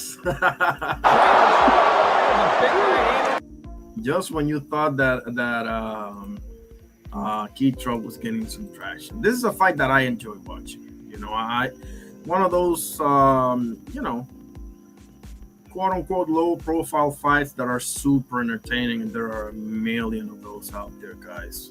One of the best ones is Orlando El City Salido versus Teresa Kokiejin. If you haven't seen that fight, my goodness, watching it, you'll be like, wow. Like, you don't expect to see like a technical, unbelievable fight, but oh my God, that's an all-time great fight right there. Orlando Salido versus Teresa Kokiejin. That's the only Thailand name that I can pronounce properly. How are the surveys doing? Let's see. Okay, so we got 6 votes. 2 for Camacho, 7 votes. Okay, 2 for. Oh, wow. So Manny Pacquiao leading the race. Pernell Whitaker versus Manny Pacquiao. 2 southpaws, huh? Damn. Wow. That's. What a fight that is, fellas. What a fight that is. Come on. What are we doing here? And ladies and gentlemen, did Paul Levesque accomplish that? We're doing what are we doing here? Wow. And ladies and gentlemen, okay, there we did go. Paul Levesque accomplish that? Okay. We're doing what are we doing here? Wow. Right. Ladies and gentlemen, Okay, there we go. Paul Levesque accomplished that.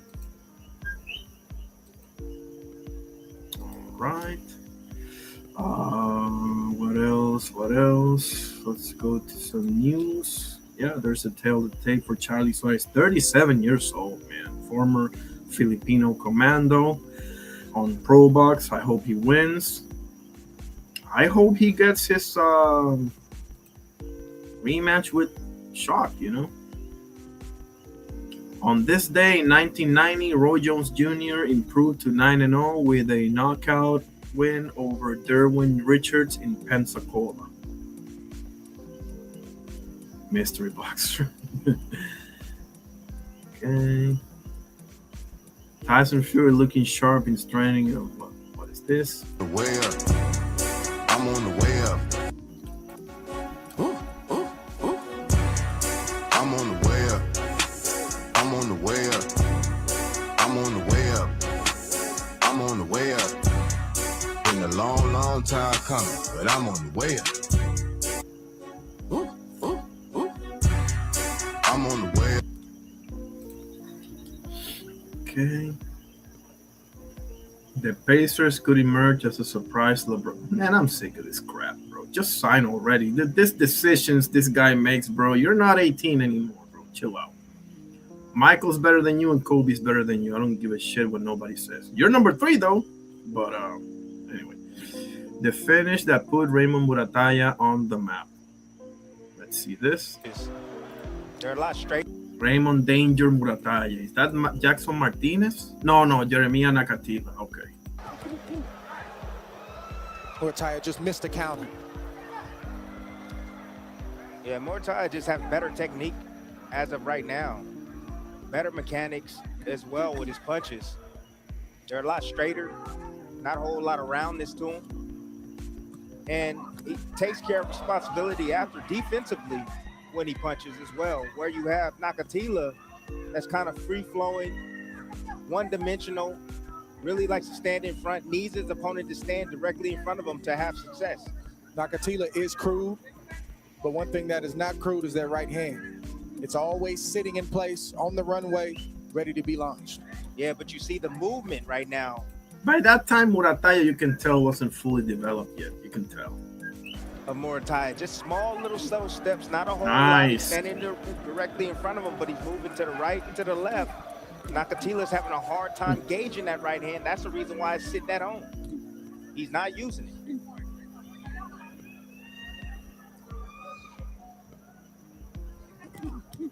Ooh! There it is. There it is. Lands. Right Yep. hand comes in. Yep. And another right hand comes in.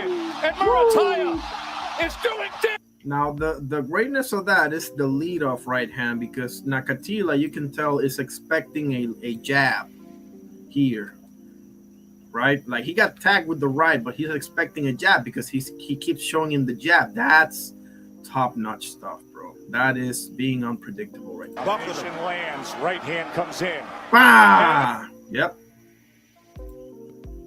That's one of the most devious punches out there. Boots won his next fight in Atlanta. Yeah, in the A. I love the A. I'm actually trying to get my. That's the pivot podcast. I'll say Floyd probably. Where would it be? Atlanta. In the A? Yeah, in the A. I love the A. I'm actually trying to get my next fight in the A right now. So hopefully we can be in the A. Is it State Farm? State Farm, yeah. Yeah. I love Atlanta though. You know, the atmosphere is crazy. Like especially with when it comes to boxing. Yeah, so yeah. I mean, and too, they know how to throw a party. That's what I'm saying. And when you in the A, I kind of feel like Philly a little bit to me. So I feel like at home when I'm in the A a little bit. So yeah, I would say the A. I'll say Floyd probably. Where would it be? Atlanta. Next fight for Boots Ennis should be either unification or send in Virgil. Send in Virgil, pack his ass up. Easiest fight ever. Where was I? Okay. Roach Cepeda, guys. I'm telling you, this is okay. So probably nothing is gonna beat Dubois versus Wardley for fight of the year. We get that. I mean, we got the Naji Lopez versus Manuel Gallegos fight over Pro Box, which was an unbelievable fight. But this fight could be fight of the year contender, guys. I believe that. Their styles match up so well, in my opinion, you know? So we'll see. Happy birthday, Justin Robleski. He strikes out the side in the first. Oh, that's right. In the All-Star game. It's happening right now in baseball. Okay. Cedric Dumas has reportedly been cut from the UFC after going 3-5 and no contest in the promotion. You got PFL, you got Ryzen, Mikey Musumeci, come on, man. Archie, the old mongoose. What's up with you, Archie? Archie Moore holds up a New York newspaper after his 1955 clash with world champ Rocky Marciano at Yankee Stadium was postponed for 24 hours due to a hurricane.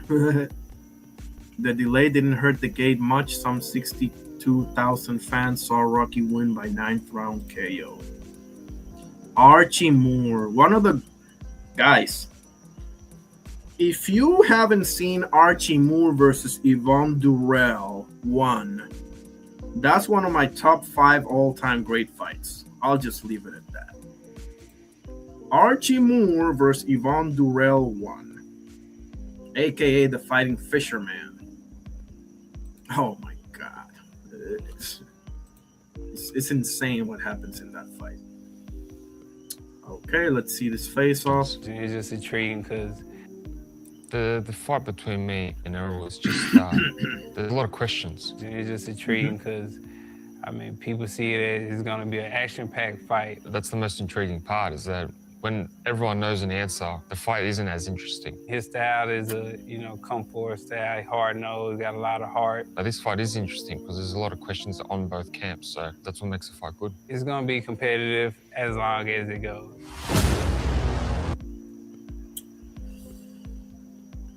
Come on, Errol, pull this off, buddy.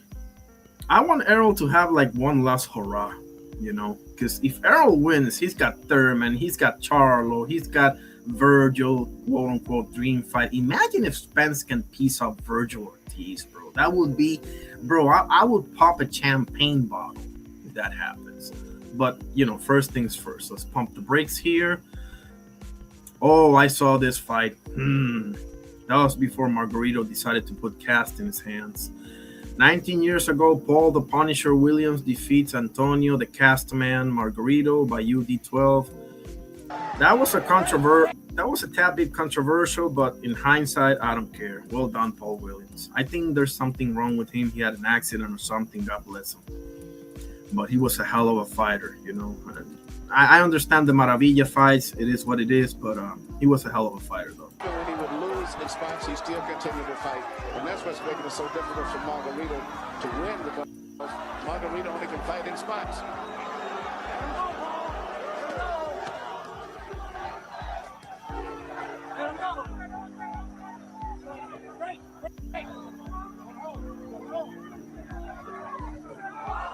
Margarito with a giant right hand shot across the top.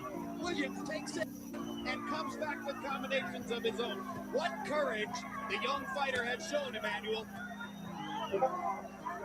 Very uncomfortable fighter to fight because he can't stop punching and he's so tall and lengthy. I mean, it's a nightmare to fight Paul Williams.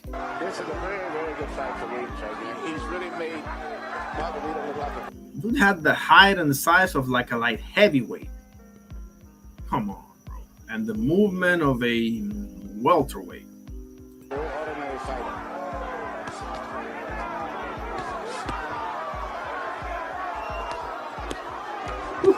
Oh my.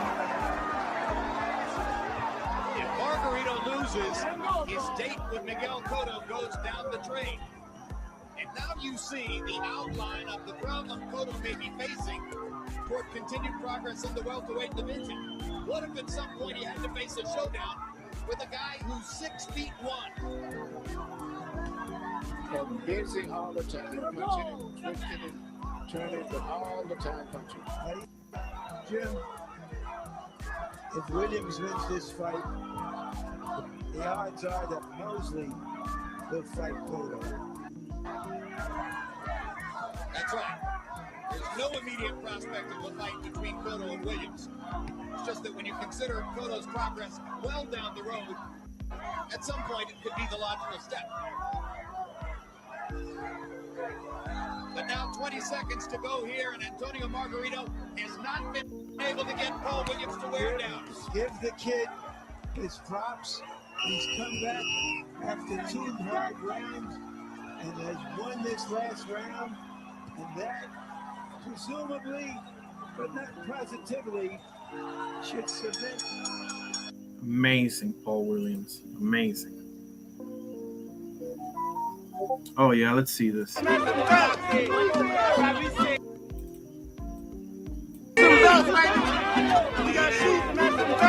Mariachi, baby. Yeehaw! I love it though.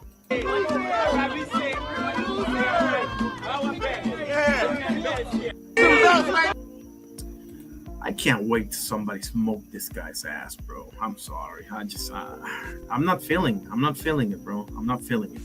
I'm not. I want to say, let's see. I want to say something. Shakur, don't run no. Shakur, don't run no more, bro. Don't run no more. Herrera said, oh yeah, Yadier Herrera, yep. Said, I'm coming for you, okay? This is boxing. I don't give a fuck about Shakur. I don't give a fuck about Padley. I'm here. I am 22 years old. I have power and speed. Yadier Herrera, man. Yep. Even Tito Mercado has called you out. 41 years ago, July 14, Milton McRory stops Carlos Trujillo in 3, retains WBC 147, that's welterweight title. Stade Louis second, Monte Carlo, Monaco. Okay. 41 years ago, Monaco. Huh? Nice. In fourth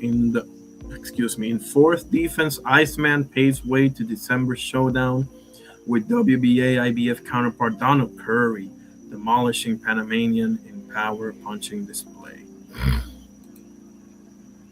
Okay. Yeah, Johnny Fisher signed with Sufa. We know this. A unification. Yeah, this needs to happen. Who do I have? I have Caballel, but not by much, bro. This is as 50-50 as it gets. I know Dubois is riding high with that Fabio Wardley win, as he should.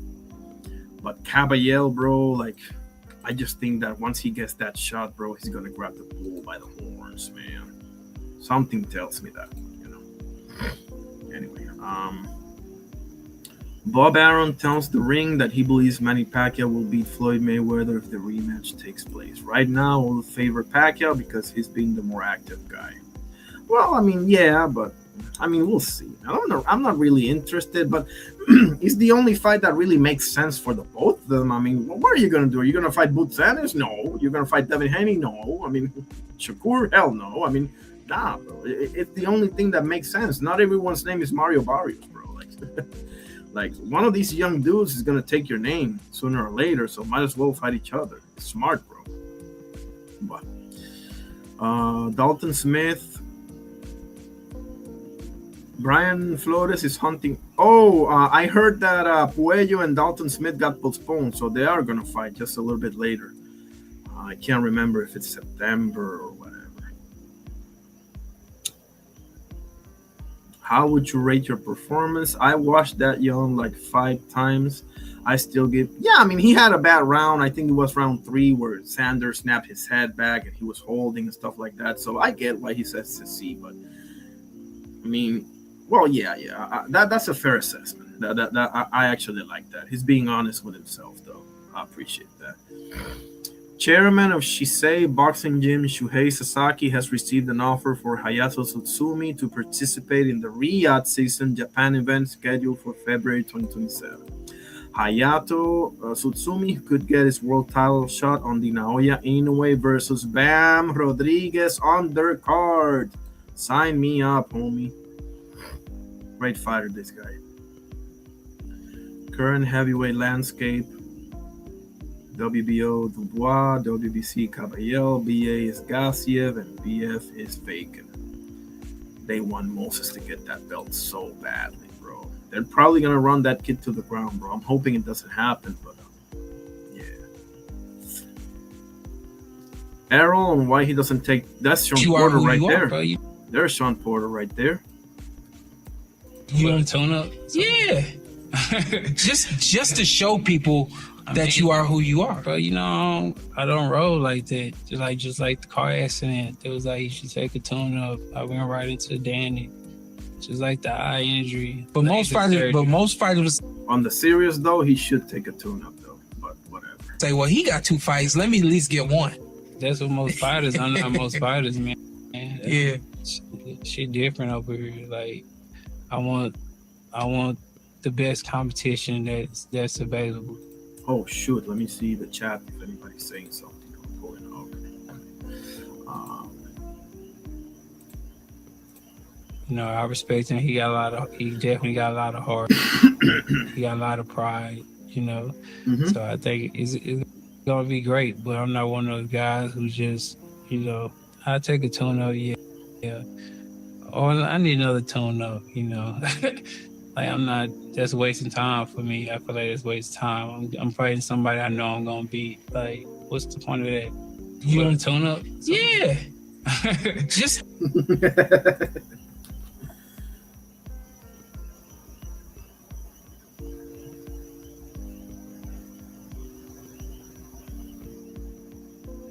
Boxer has announced the signing of highly rated amateur star James Dean Fury on a long-term contract. The second cousin of Tyson, Hughie, and Tommy Fury will be trained by his great uncle Peter Fury. Okay. We'll see, buddy. What weight class? I don't know. We'll see. Boxer, that's Ben Shalom, right? Yeah. Who's next for Max Holloway? Dustin Poirier. Floyd Scofield versus Lucas Body update after Gervonta Davis title exit. Wow. I wouldn't mind seeing that fight. I think they've been linked to each other for a while now.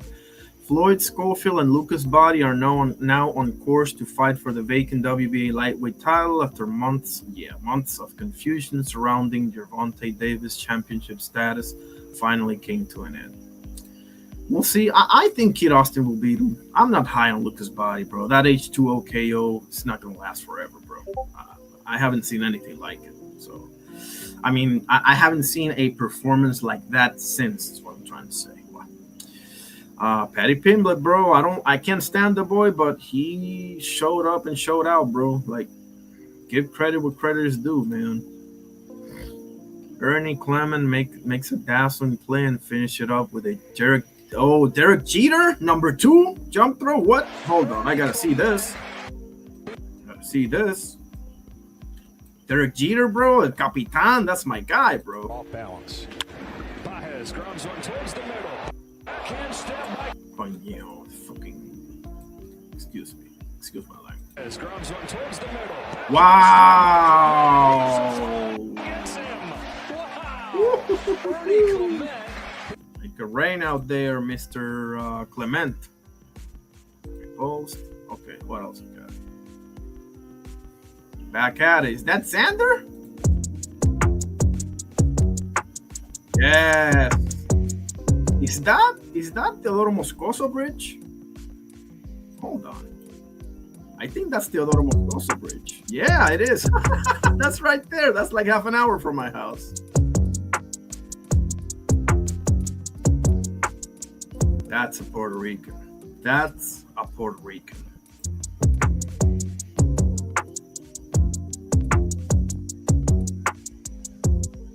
You win some, you lose some, but your nuts are still hanging, bro. Excuse my language.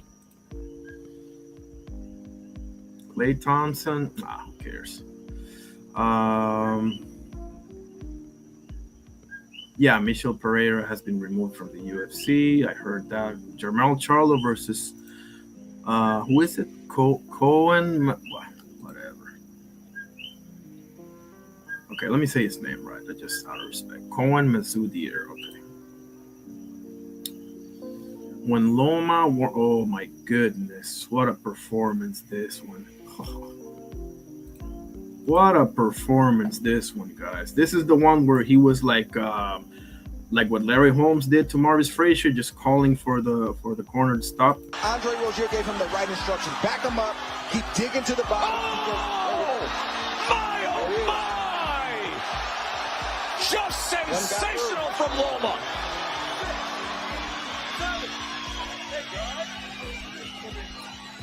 Tapped him with the left. And then this one, the Rigondo, what's the one that I forget? Oh, shit. Nicholas Walters are among his top performances of his career. You see? Pointing to his corner. He's pointing to Comey's corner and saying, "You." It was Andre Rozier in the corner of Richard Comey, if I'm not mistaken. Want me to give him more, or do you want to stop this? Comey's not good. Left hand comes in. Loma ready to close the show. He told the corner what he's going to do to their fighter. Let's see if he can do it. Comey's holding on. Former lightweight champion himself. Now just trying to survive. The former #1 pound for pound best in the world. Lomachenko gives it a look. Oh my God. Oh my God. Lomachenko's telling the corner of Comey, you should stop this. Oh, this is the ref with the freaky eyes. Willis. I love the guy. I mean, he had that stinker with Roach and Tank, but hey, we're all human, right? Hold on. Is anybody pulling up or? Okay. T Hill, how you doing? God bless you, my brother. Man, great to see you. By the way, Ryan, I forgot to tell you, I'm about to order George Suvalo's book. I'll let you know when it arrives, buddy. Okay, I can't wait to read about this guy. God bless you, T Hill, bro. I hope everything is good with you. I hope that you're recovering. Oh, yeah, I need to wrench up Cosmic, man. What the hell am I doing? I'm sorry. Give me 1 second. 1 second. Cosmic, are you still there? Let me wrench you up, my guy. Hold on. Where is he?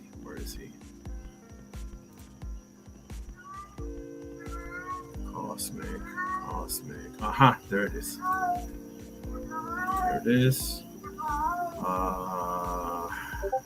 Moderator. Yes. There you go, Cosmic.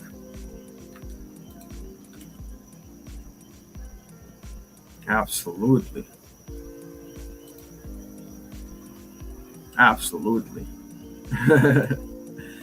Ryan from the 6.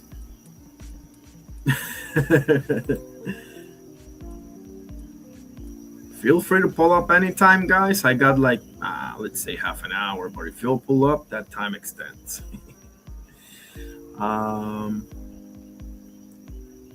Shout out to for sure. They're saying hi to each other. Absolutely. The greatest man alive. I haven't reached up D3, man. What the hell's wrong with me? Hold on. Man, I'm slipping. Thank you for keeping me in line, T Hill. That's my guy right there. And do me a favor, T Hill. Tell Ann McQueen that I would like to do a live with him, so that we can get into Marvin Hagler's book, because we got the same Hagler book, and I'm almost finishing it. So tell Ann McQueen, if you got his number, that I would love to do a live with him. So we can check on Marvin Hagler. Do a tribute to him. A special on him, however you call it. Okay. No, Nomaschenko was Rigondeaux. Nomaschenko was Rigondeaux, and to a degree Nicholas Walters, but no, it wasn't Richard Comey. It certainly looked like it, doesn't it, Ryan? How in God's name did I not wrench up Just Do, man? What the heck? All right, let me do it right now. That's why I need you here, T Hill. You're my guy. You're like, hey, man, you're slipping, man. Get your ducks in line, will you? Okay, there it is. And Vacay Bay as well, for sure. For sure. It's just that I was doing a tribute to Pernell Whitaker, bro, and why am I doing excuses? Okay, where was I? Oh, yeah. What a performance this was. Come on.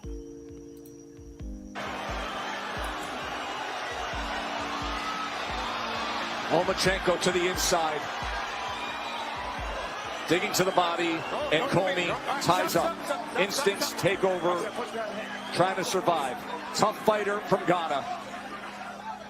Oh, I didn't know Richard Comey was from Ghana. Another solid fighter from Ghana. Ghana, Nigeria, South Africa are, as far as I'm concerned, the top 3 countries that get boxers out of Africa. Mustafa Hamsha was from Syria. That's the Middle East. I'm probably forgetting 1 or 2 countries. So prideful. Get you knocked out. It can be too tough for your own good sometimes. Yes. Uppercut lands. Wobbles Comey. Batters him upstairs. Raining in shots. I mean, I understand to a degree why he doesn't stop it, because he does have his hands up. He's moving or trying to, but he's basically out on his feet. Both levels is Lomachenko. Comey finds the strength to punch back. Sweeping right hand misses, and Loma lands a left again.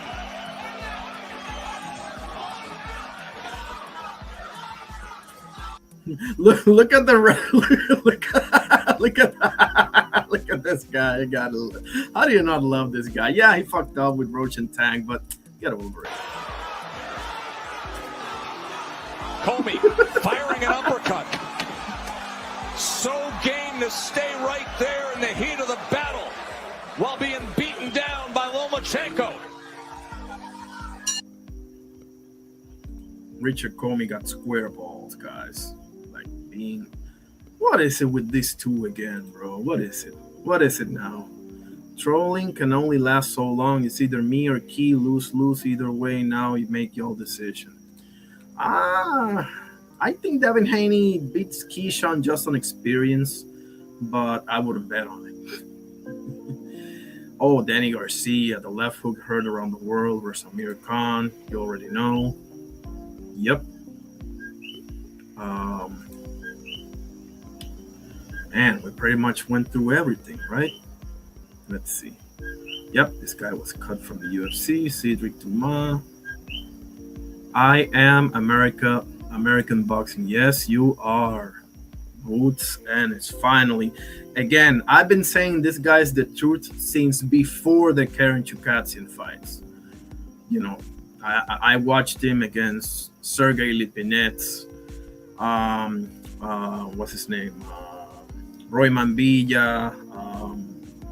I would have loved to see him against Rashidi Speedy Alice, but it is what it is. He lost that one against Roman Villa. Whatever you feel about that fight, I saw him against man. I can't remember this guy's opponents now. What's wrong with me? I saw him against Lipinets. I saw him against Stanionis, obviously, against Karen both times, against Raymond Villa, but I'm forgetting like a bunch of fights that he had. But finally, and he still got detractors, bro. Sander wasn't ready. 23, he beat off more than he can chew. That's kind of right, but nah, bro. He was a unified champion. I don't want to hear it, bro. Don't want to hear it. What is Big Teeth saying again? Let's see what Big Teeth says again. Why did you sign with Zuffa Boxing? Because I feel like Because he doesn't want to fight anybody. it was better opportunity. I feel like Zuffa is a company ran by Dana White and Nick Khan, and I feel like both of them guys have big visions and big dreams, and they told me about putting me in the biggest and best fights, and that's what I'm in boxing for. So I ran towards the smoke, and I'm ready to get to it. Everybody told me not to sign with Zuffa. You mean like you did with Oshaki Foster? Everybody was like, "Oh no, don't go mess with them. They haven't done nothing in boxing." But I like to try new things. I'm not a person that's like not open-minded. So with that being said, I'm really proud of myself for making this decision, and whatever the future holds, I'm ready for. Why? Just like Tank passed you over, like I'm not gonna say that. Jerome Butsen is also passing you over, and Devin might too, buddy. But whatever, bro. Listen, you're good, bro. You're good. He's nice, but I just want to see it against the top guys, bro. I'm old school. What do you want? Okay. What else we got? What is it with Hansel Stone? Turkey Alashik posted this. Okay. What's up with Turkey, huh? Posting Roberto Duran stuff. Are we getting knowledgeable in boxing, Turkey? I like that. You can start by firing Max Kellerman and Shady McCoy. You can just kidding.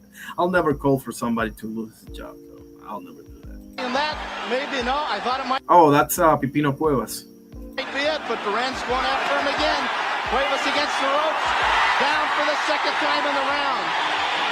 Pipino Cuevas, I remember him because that was the I've Arrived fight of Tommy Hitman Hearns. One of the most unique knockouts you'll ever see in your life is Tommy Hearns versus Pipino Cuevas. Look it up.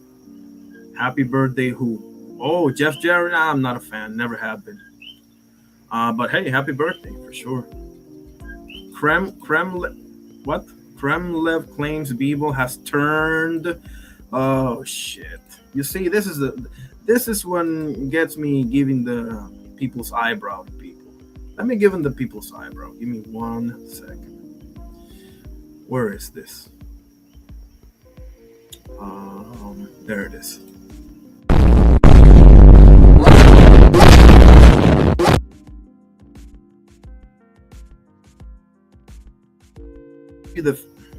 I gave you the benefit of the doubt forever, bro, because you had injury and whatever. But the reality is, when this guy won, will you open the freaking picture and stop messing with me? Connection. Oh, I'm sorry. No, I did it wrong. It was a video. When this guy won the first fight, he gave you a rematch. And you won the second fight, and you're not going to give him a rematch. You know what? I just got to say it. That's a bitch move, bro. Because if you end up fighting Callum Smith after fighting Michael Eifert, I mean, come on, man. What are you going to do? Fight him when he's 49? Nah, I don't like it, bro. All of a sudden, Benavides looks good. Everybody looks good, bro. Except for you. So, what's wrong is wrong, bro. The Sixers, big three of Joel Embiid, Jaylen Brown, and Tyrese Maxey have all been in contact with the... Oh, man. Enough with LeBron James, bro. Wrestling news, Keith Lee believed to be done with pro wrestling. Man, he's been done so wrong, bro. Like, golly. Plus, he divorced with Mission. Matt Brown believes Conor McGregor was feeling the pressure before suffering a devastating... I don't know why he did that like jumping wheel. I don't know what the hell he was thinking, but whatever.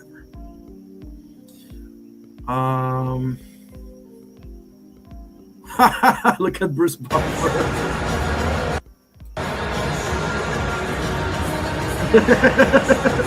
It's time. Woo! Woo! Are we doing the Ric Flair? Woo!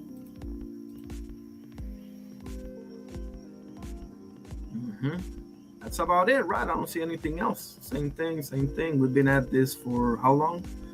2 hours and 10 minutes, 11 minutes now.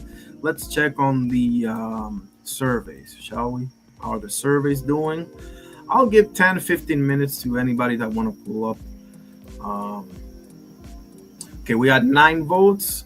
Most for Manny Pacquiao. Man, Pernell versus Manny Pacquiao. Wow. So we got 1 vote for Aaron the Hawk Pryor.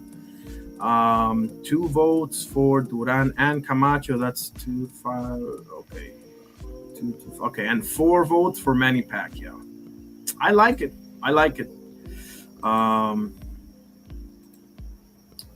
Where is yeah, let me check the mobile format. I don't think I got anything else. I can get into the Discord and see, because I post things all the time on the Discord about many sports. I mean, okay, so we got how many? 9. Oh no, this is shit. Excuse me. Vertical. That's it. Okay.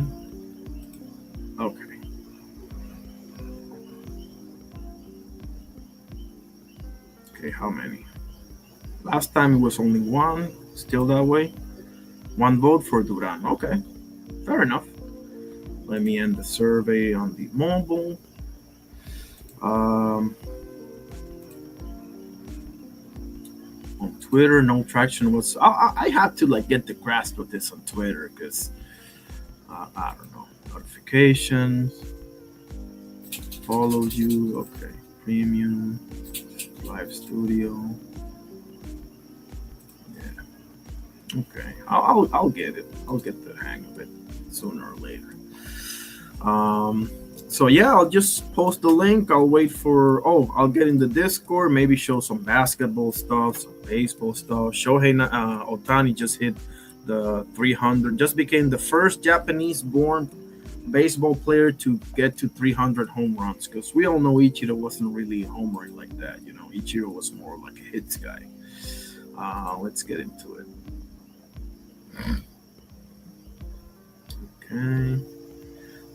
Robert Whitaker, Ben Whitaker is reportedly in advanced negotiations to fight Conor Wallace in an IBF lightweight title final eliminator on October 3rd in Birmingham, England. This is another guy that got to step up in competition, bro, sooner or later, you know? I mean, we all enjoy watching you dancing, styling, and profiling on people, but I mean, we got to see it against the real ones.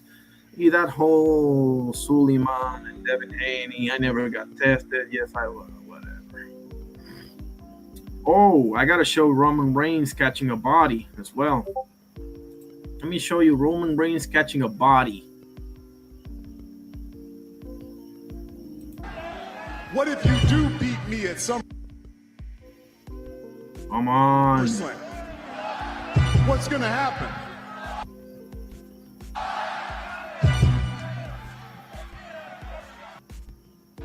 You're going to carry it for a couple of months and get hurt again? Woo!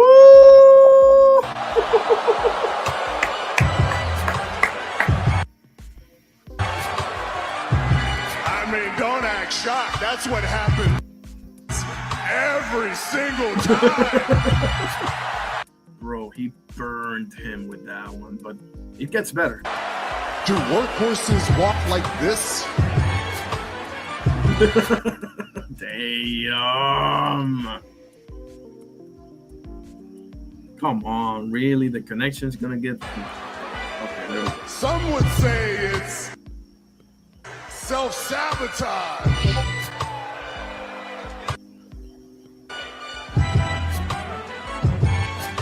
Because some people just can't handle the weight and the pressure and the burden of being the top guy around here. All right, let me refresh this. I'm gonna refresh this because, quite frankly, What if you do beat me all right, pardon the at connection, SummerSlam? guys. What's gonna happen?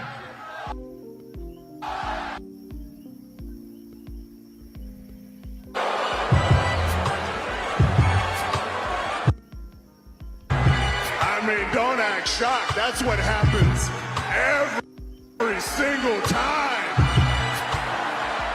Do workhorses walk like this? Man, stupid connection. Let me just put the link here so y'all can enjoy it, because this is goat level shit right here, guys. Roman Reigns. That's why he made my Mount Rushmore, guys. Like, listen, I had Stone Cold Steve Austin, The Rock, Taker, and Piper. Sorry, Piper. Sorry, Macho Man Randy Savage. It's Roman Reigns, guys. I mean, it is. It is. See if I can get it now. Oh, come on. This sucks. Some would say it's self-sabotage. I never use Facebook. I think that's part of the problem. I'm almost never on Facebook. Because some people just can't handle the weight and the pressure and the burden. Okay, you know what? Screw this. Let me just start. Because I watch a lot of like history stuff and La Noche de los Lápices in Argentina. Like I watch a lot of like different type of stuff. I don't only watch like sports, you know. So I got too many open windows. So let me just try to fix this because this is must see shit, bro. Like seriously. Of being the top guy around here.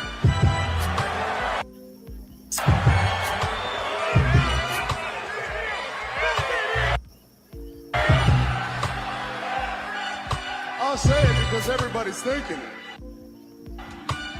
You want to know how I know you're number 2? Listen to this. Because after all these years, he still needs a money in the bank briefcase. Come on. Shit. Become champion. And if you thought that was bad enough, he had to fake an injury in order to use the damn thing. Let's just be honest here. If there was ever a time for this guy to be number 1, I mean, come on. Your work daddy, Triple H, is damn near running this joint.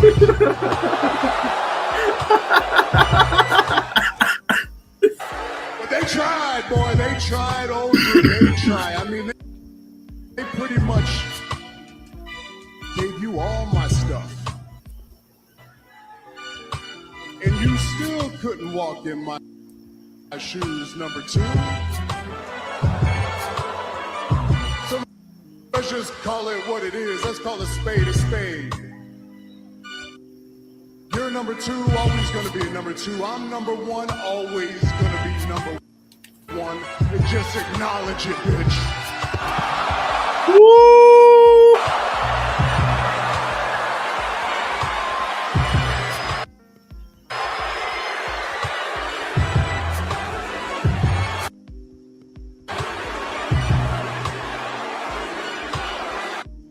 If you do win.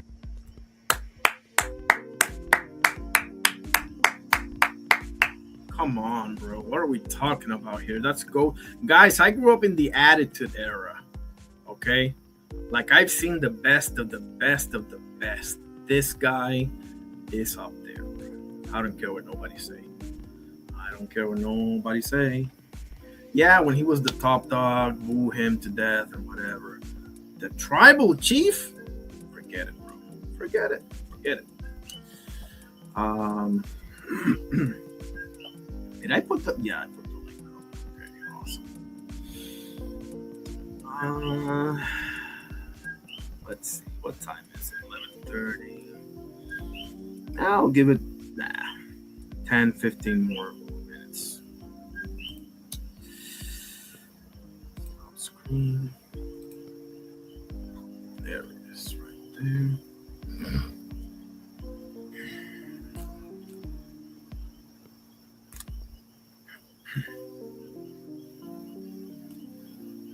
I hope everything is going good with your recovery and everything to heal. And I hope we get to the Bible study soon. Speaking of which, I might read a few chapters, man. I'm thinking about maybe like incorporate that to my lives. Maybe read one chapter or maybe a few verses. Depends, I guess. Let me see what we can find on the Proverbs. My favorite chapter of the whole Bible is the Proverbs, the Acts of the Apostles, and obviously the Gospels. Let's see.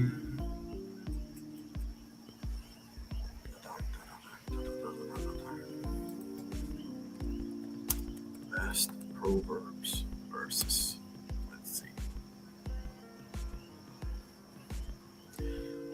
Proverbs 4:23. Let's see what we got here. Full chapter. Okay. Okay, I'll start at 20.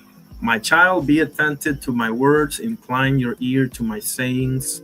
Do not let them escape from your sight. Keep them within your heart, for they are life to those who find them and healing to all their flesh. Keep your heart with, listen to this, keep your heart with all vigilance, for from it flow the springs of life. In other words, what you have in your heart is what it's going to show, what you're going to show to the world and to the people around you. Okay, so make sure that you feed your heart with positive stuff, good stuff, because that's how we work as human beings, right? Whatever we, how do you say, whatever we, favor, the positive or negative side, that's what it's going to come out of us. I probably said that wrong, but I hope you get the point.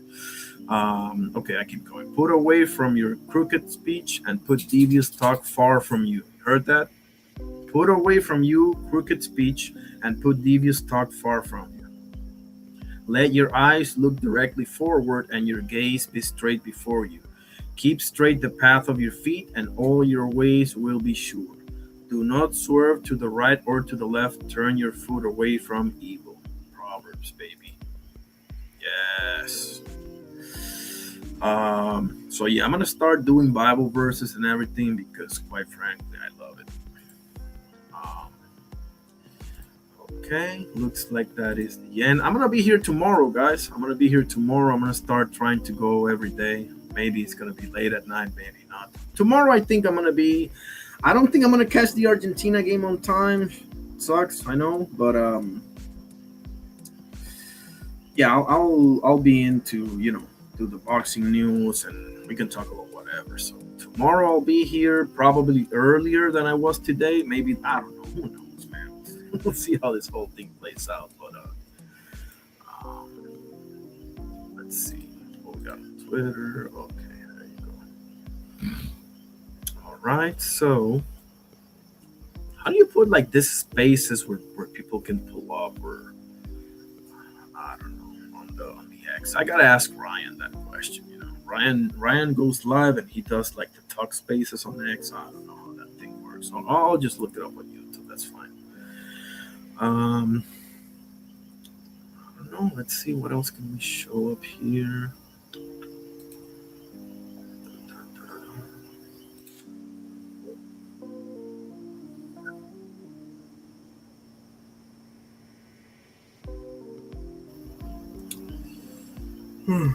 Oh, man.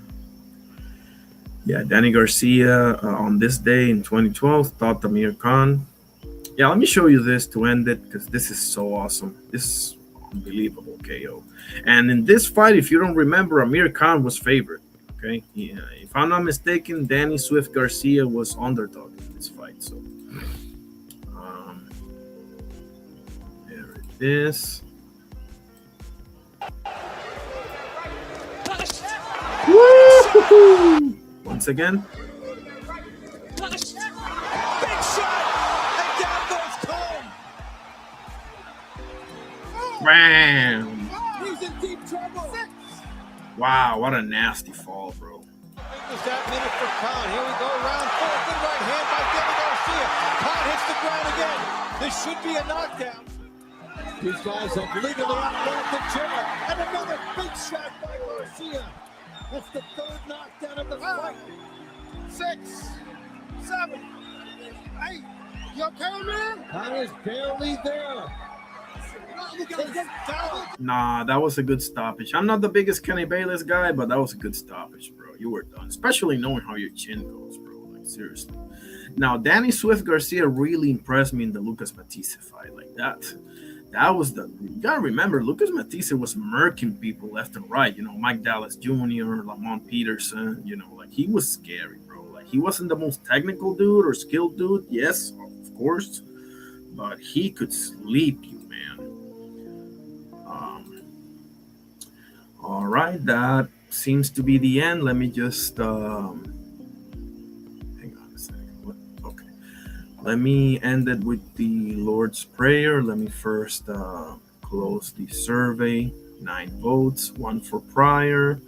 So the question is, which of these fantasy matchups interest you the most with Pernell Whitaker, right? So we got 1 vote for Aaron the Hawk Pryor, 2 votes for Roberto Duran, 2 votes for Hector Macho Camacho, and 5 votes for Manny Pac-Man Pacquiao. And on the mobile format, we got 1 vote for Hands of Stone, Manos de Piedra, Duran. Let me go ahead and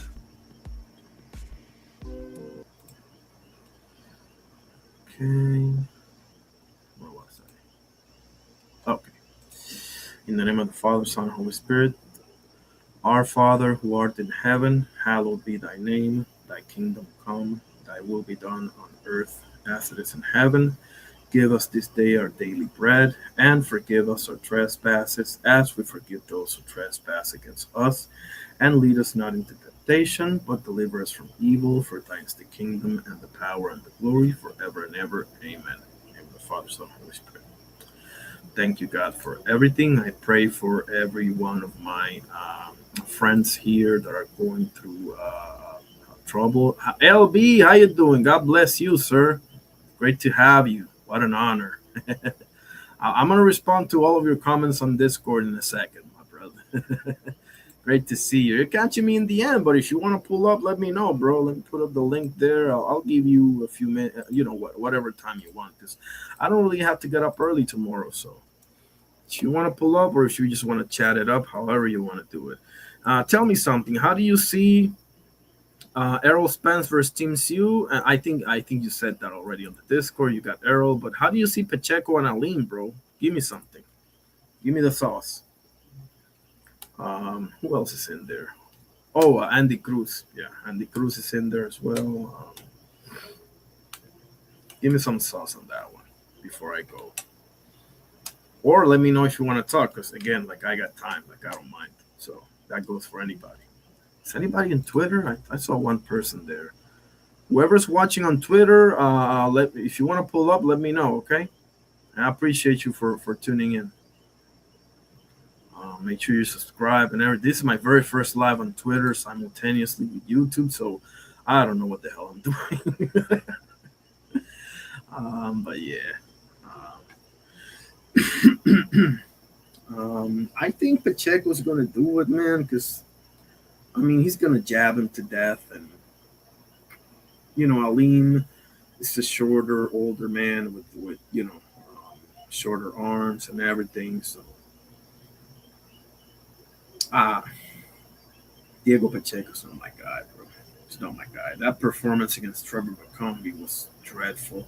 The Kevin Lelesadio fight was not so bad, but that's like one not so bad performance out of how many? Like, I wasn't impressed with Steven So-Called Nelson. I wasn't impressed with Trevor McCombie, and I wasn't impressed with I mean, the Kevin Lelesadio fight, okay, maybe. I'll give you a maybe. Not even a yes, a maybe. LB says, I think that Spence versus you will be a draw. Interesting. Yeah, I'm saying that I don't think Spence is gonna get the benefit of the doubt if it's close. So if If it looks like Spence got him 8-4 or 7-5, they're gonna probably call it a draw. So I actually like that forecast. Pacheco, yeah, Pacheco's gonna win. Pacheco's gonna win. He's the young, uh, dude, and whatever. Uh, boxing is uh, boxing is not so interesting this weekend, in my opinion. But we got the Spence U, we got Roach Cepeda coming up, we got a bunch of good stuff coming up. So definitely looking forward for that one. So yeah, without further ado, guys, I'll probably be in here tomorrow. So I don't think I missed out on anything. We went over several clips of Sweet Pea versus Chavez versus Buddy McGirt versus Suma Nelson. Um, Also, probably going to try to show you some Jose Luis Ramirez and the Tito fight and the. Oh, I showed you the Diosbeli Hurtado KO as well. And the fight that I want to get into is Jorge El Maromero Paez. Got to get into. Oh, and Wilfredo Rivera as well. Hell of a fight. Right, LB? Yeah, it's not interesting at all, bro. At all. Um, I mean, it would have been more interesting with Cruz and Bell, but Bell went to Abdullah, so Cruz now is fighting a guy named, I think, Abraham Montoya, who's a late replacement, who's 20 some wins and 7 losses. I mean, whatever. We'll see. But I don't know if I'm going to see that one. I'm probably just going to join another live doctor or just do whoever, Bruce Gas, whoever. So T Hill, if you're still there, tell Am McQueen that I want to do that live with him whenever he wants to and is able to.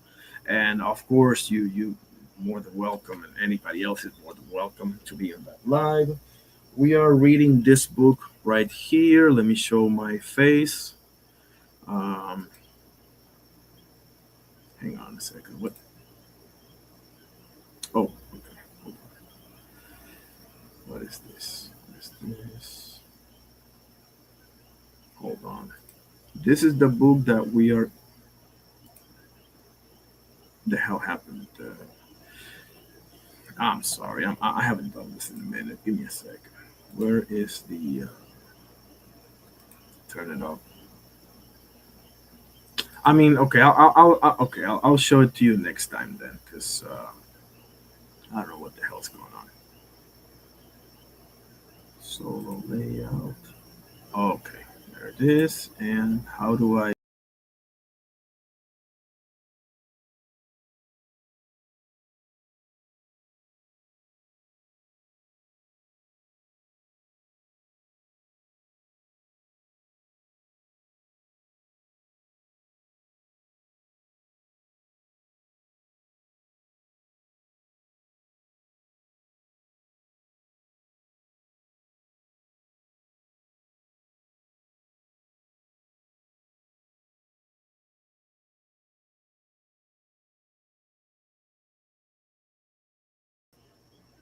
Okay, here it is.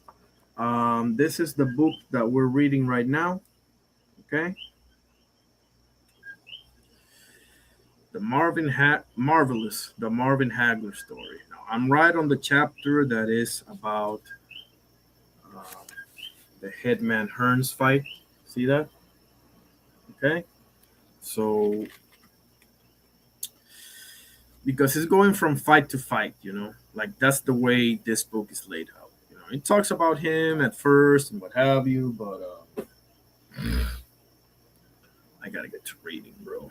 I'm not the most, unfortunately, the most disciplined guy on planet Earth, but hopefully, you know, we get that cleaned up. What's up with LB says? What's up with boxing? The rest of this year, the schedule it is whack, isn't it? I mean, there's a lot of announcements that are pending. Like for example, it's pending AJ versus Fury. Shakur versus Devin or Keyshawn versus Devin is pending as well. Even Ryan versus Conor Ben is pending, bro.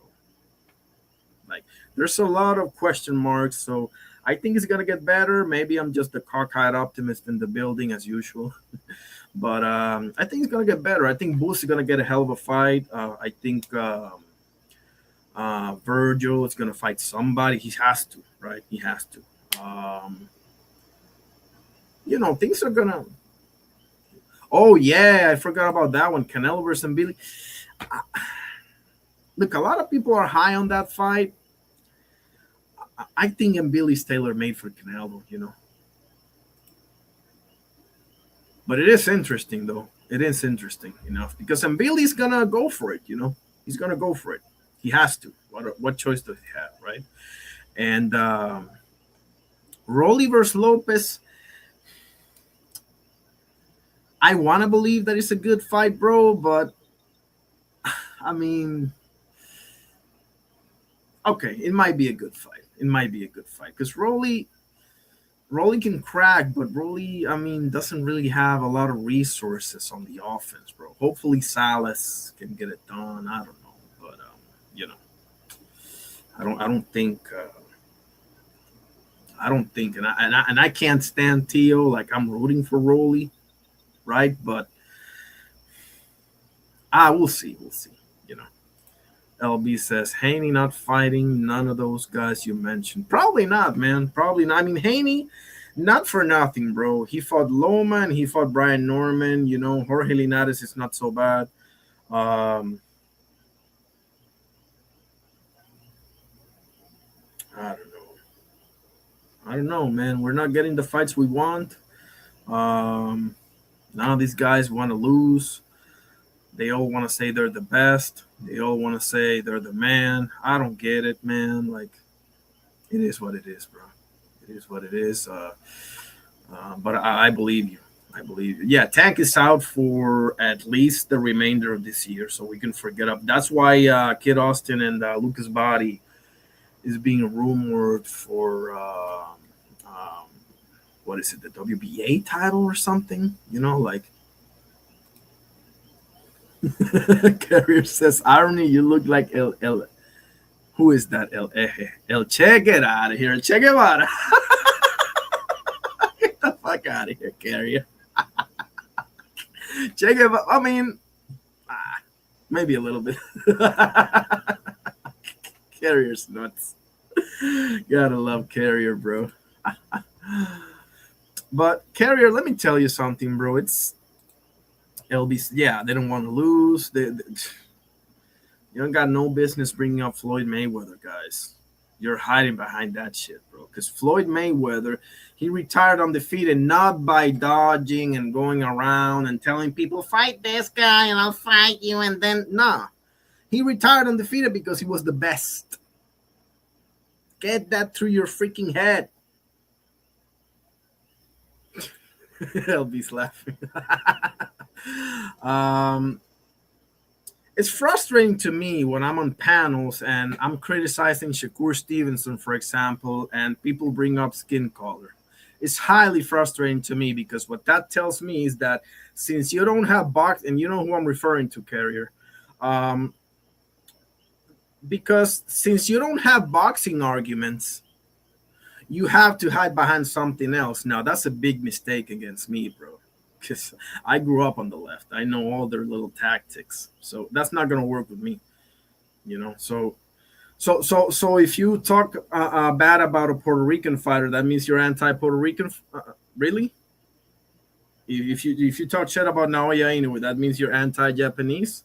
You see how that shit works both ways, but whatever. I'm sorry. It's frustrating to me, but at the same time, you gotta let people be, bro. Like whatever. If they want to live with that false dichotomy, let them do that. I've been calling for that fight forever, bro. Shakur versus Shaki Foster. Guys, I got like 10 names for Shakur to fight. Off the top of my head, without even trying. Okay, Tank Davis, okay, he can hide behind Tank is not in the picture. Thank God for that, right, Shakira? Murataya. Oshaki Foster. Gary Antoine Russell. Keyshawn Davis, that's 5. Devin Haney, that's 6. Lamont Roach, that's 7. Bro, you're in 140. Dalton Smith is gonna fight Puello. You can fight the winner of that. You got Hitchens over there, Sufas will. Nobody cares for that fight, but at least it's somebody. And then you got the young cats, Yadier Herrera, Tito Mercado. I mean, that's like 12 names, guys.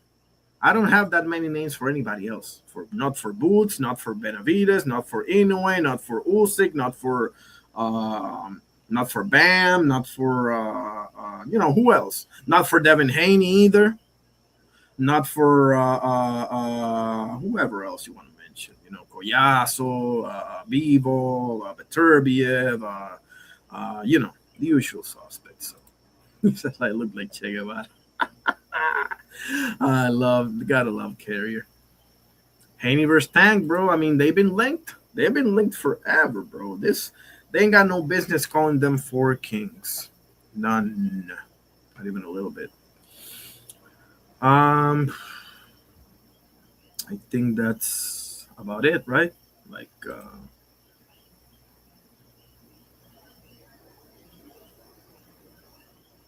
can't post comments to what happened here.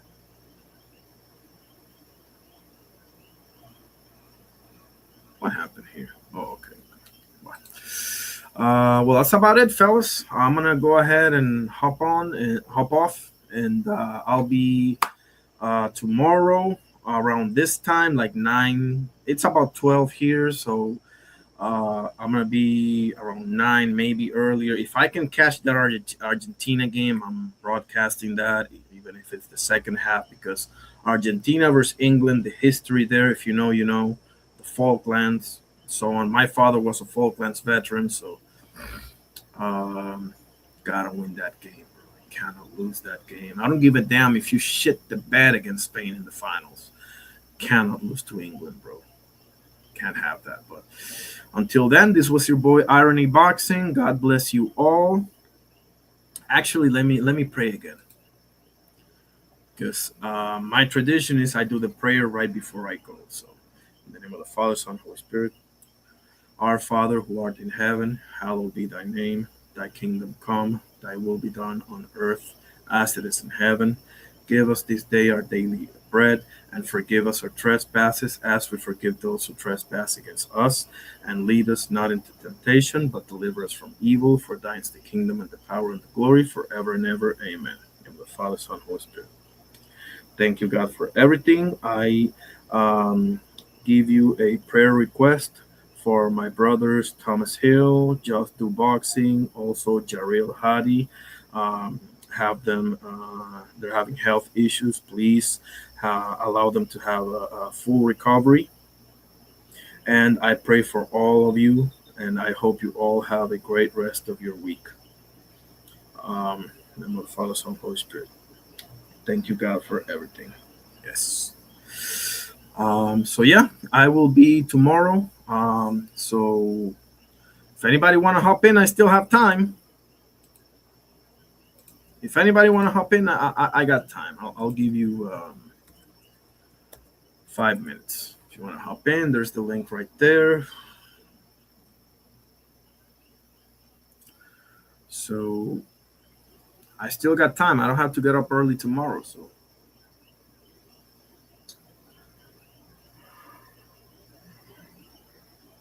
excuse me. Oh boy. We just did a Pernell Whitaker tribute. Showed a ton of clips. So tomorrow, what time is the Argentina game, man? Like, man, I gotta check that out. I think it's like 3 p.m. or whatever. So Messi better not get messy tomorrow. Messi better not get messy.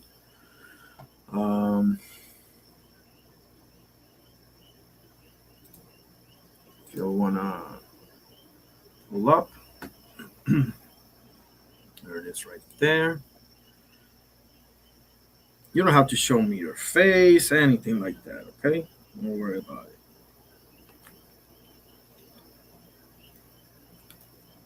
Oh, let me check on X. What's happening on X?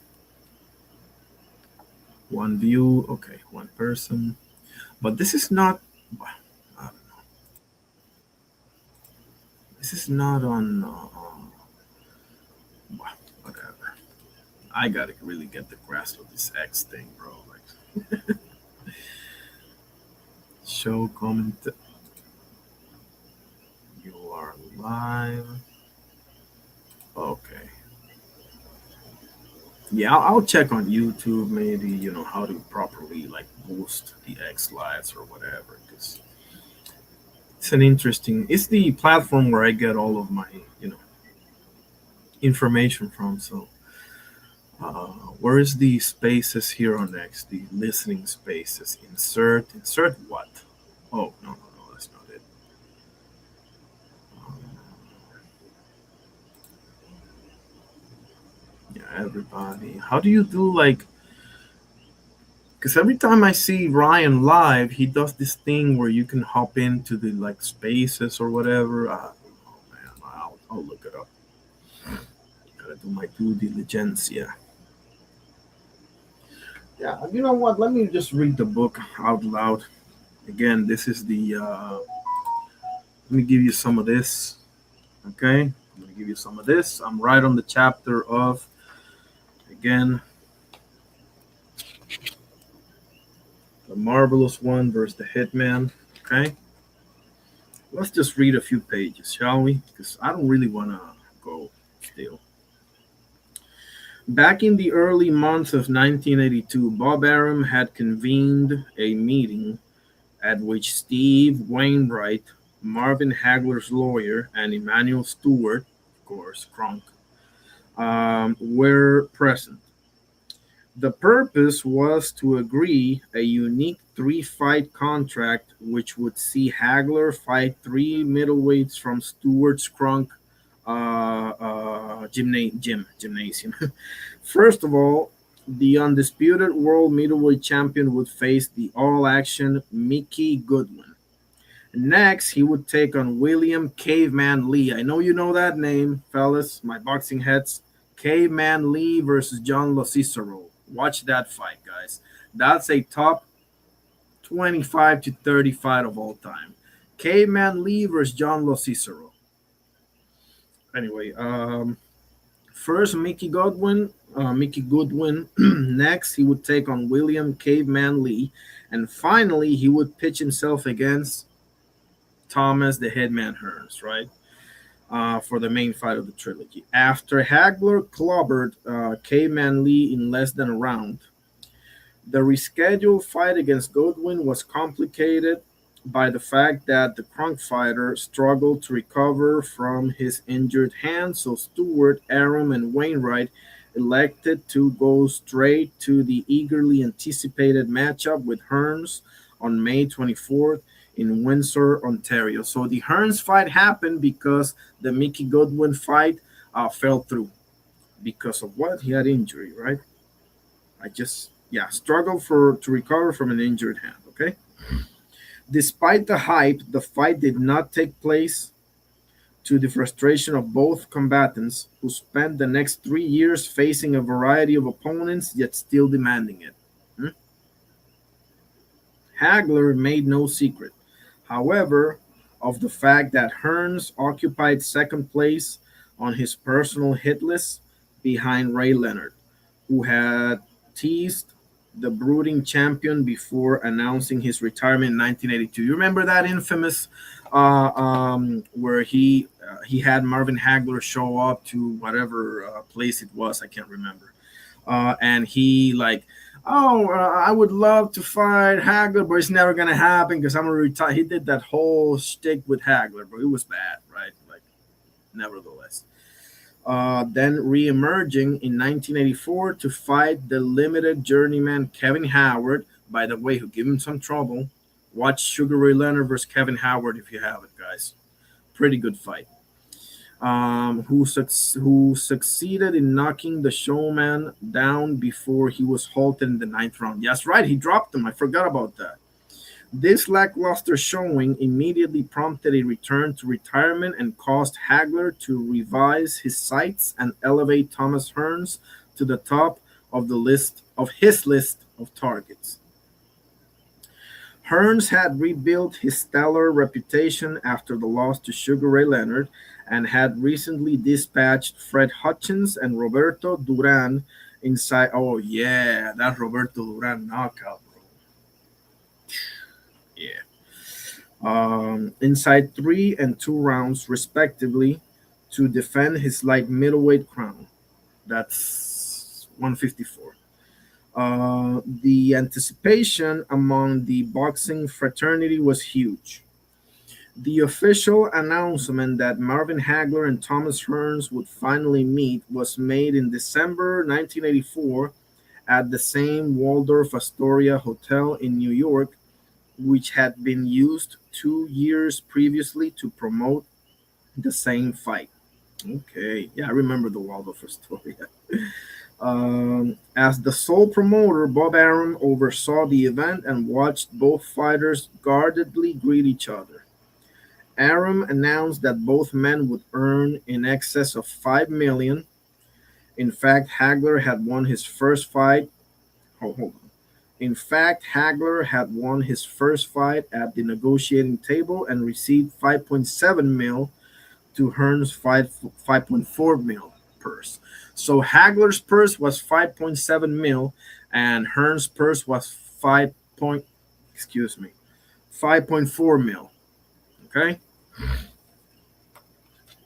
Um, in the new year, the three central figures embarked on what Hagler dubbed the Magical Mystery Tour, unquote, as they visited 22 cities in just 2 weeks. What the hell? Am I reading that correct? Let me read that again. In the new year, the three central figures, I'm guessing that's Bob Arum, Hagler, and Hearns, right? The three central figures embarked on what Hagler dubbed the quote, magical mystery tour, unquote, as they visited 22 cities in just 2 weeks to promote their clash. Wow.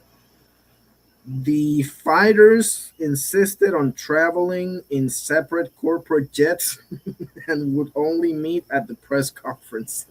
Yeah, they didn't play buddy buddy. Ryan says, "Gee, 5 mil exactly. 5 mil back in those days, like 50 now, maybe more." Hey, bro, how do you do the X thing? Can you give me a little? Actually, let me show you the book that I'm trying to get from Chuvalo. About Chuvalo, excuse me, not off Chuvalo. Like I'm getting it from him now. Let's see if I can show you this card. This is the book that I'm about to order. Ryan says, "Yeah, they didn't like each other." It showed for sure, for sure. Yeah, that was the one that Hagler just went to jail. Basically, yeah, he got away from the family. He got everything. So, with the war in the cold, with the boots, everything. Um, oh, okay, yeah, we can talk on Discord. Absolutely, yeah, we can set that up for sure, for sure. Let me show you the book that I'm trying to get from your man, George Chuvalo. Love that guy, man. You want to talk about a warrior, a gladiator, a Roman gladiator, a Maximus Decimus Meridius? That's George Chuvalo. I forgot his nickname. I know he's not doing so good, bro, but if there's any way for you to see this, George Chuvalo, my hat goes off to you, bro. Great career, bro. Legend. Did I? Hold on. What? Oh, hang on a sec. Did I put it on the? Why is it not showing? But I don't know. So okay, no. There it is. Okay, this is the book that I'm trying to order. See? And what I like about it is that it's got how many? 416 pages. So I'm expecting to see the whole story, the full breakdowns of the fights, a fighter's life, the story of boxing's last gladiator, Chuvalo. Okay? Coming soon. Oh no, don't worry about it. I'm gonna be here tomorrow too. I'm gonna start doing this more often. So we just talked last night. Don't worry about it. You're my guy. You're my Canadian brother. Everybody watching, follow this guy. If you wanna put your link up in there, bro, his name is Ryan from the Six. Um, just like that, right? Ryan from the Six or Ryan Frazier. That's Frazier, correct? Um, Follow him. This is a good dude. His brother fights professionally. He's gonna fight in a few months. Opponent to be announced in Ontario, Canada. Great guy, Ryan from the Six. Okay, thank you, my brother. I just read a couple of pages from Marvin Hagler's book, and I'm gonna keep going. I'm gonna keep going with this. Then I'm gonna go to either this one, either this one, or the Larry Holmes book that I don't have right here. It's called Against All Odds. So I'm gonna start reading this on the lives, and because I keep myself honest when I do that. Oh my God, bro! Look at this. George Chuval is suffering from dementia pugilistica. My dad visits him. He's not doing well. Shout out to your father, bro. Shout out to your father. God bless. I think I saw him in one of your lives, if I'm not mistaken. Um, man, that man. I'm gonna, as soon as I get that book, I'm gonna start reading it right here. Bet. So yeah, I think that's about it, right? I appreciate everybody that pulled up. Ryan from the Six, my Canadian brother. Everybody, Joey, first time, my Boricua brother from Juana Diaz, Cosmic, T Hill, Crush the Legend, Carrier, LB, appreciate you all. Jay Will, Just Do Boxing. Come on. I was so blessed today. Vacay Babe, D Free. Love all of you guys. Chad, hey, Ryan, Chad pulled up. You remember Chad from our conversation last night? He pulled up, bro. I love the guy. Yeah, we're growing, man. So yeah, we shall see you soon. This was your boy Irony Boxing, my 109th live, and God bless you all. Stay safe, and Argentina's gonna win tomorrow. See ya.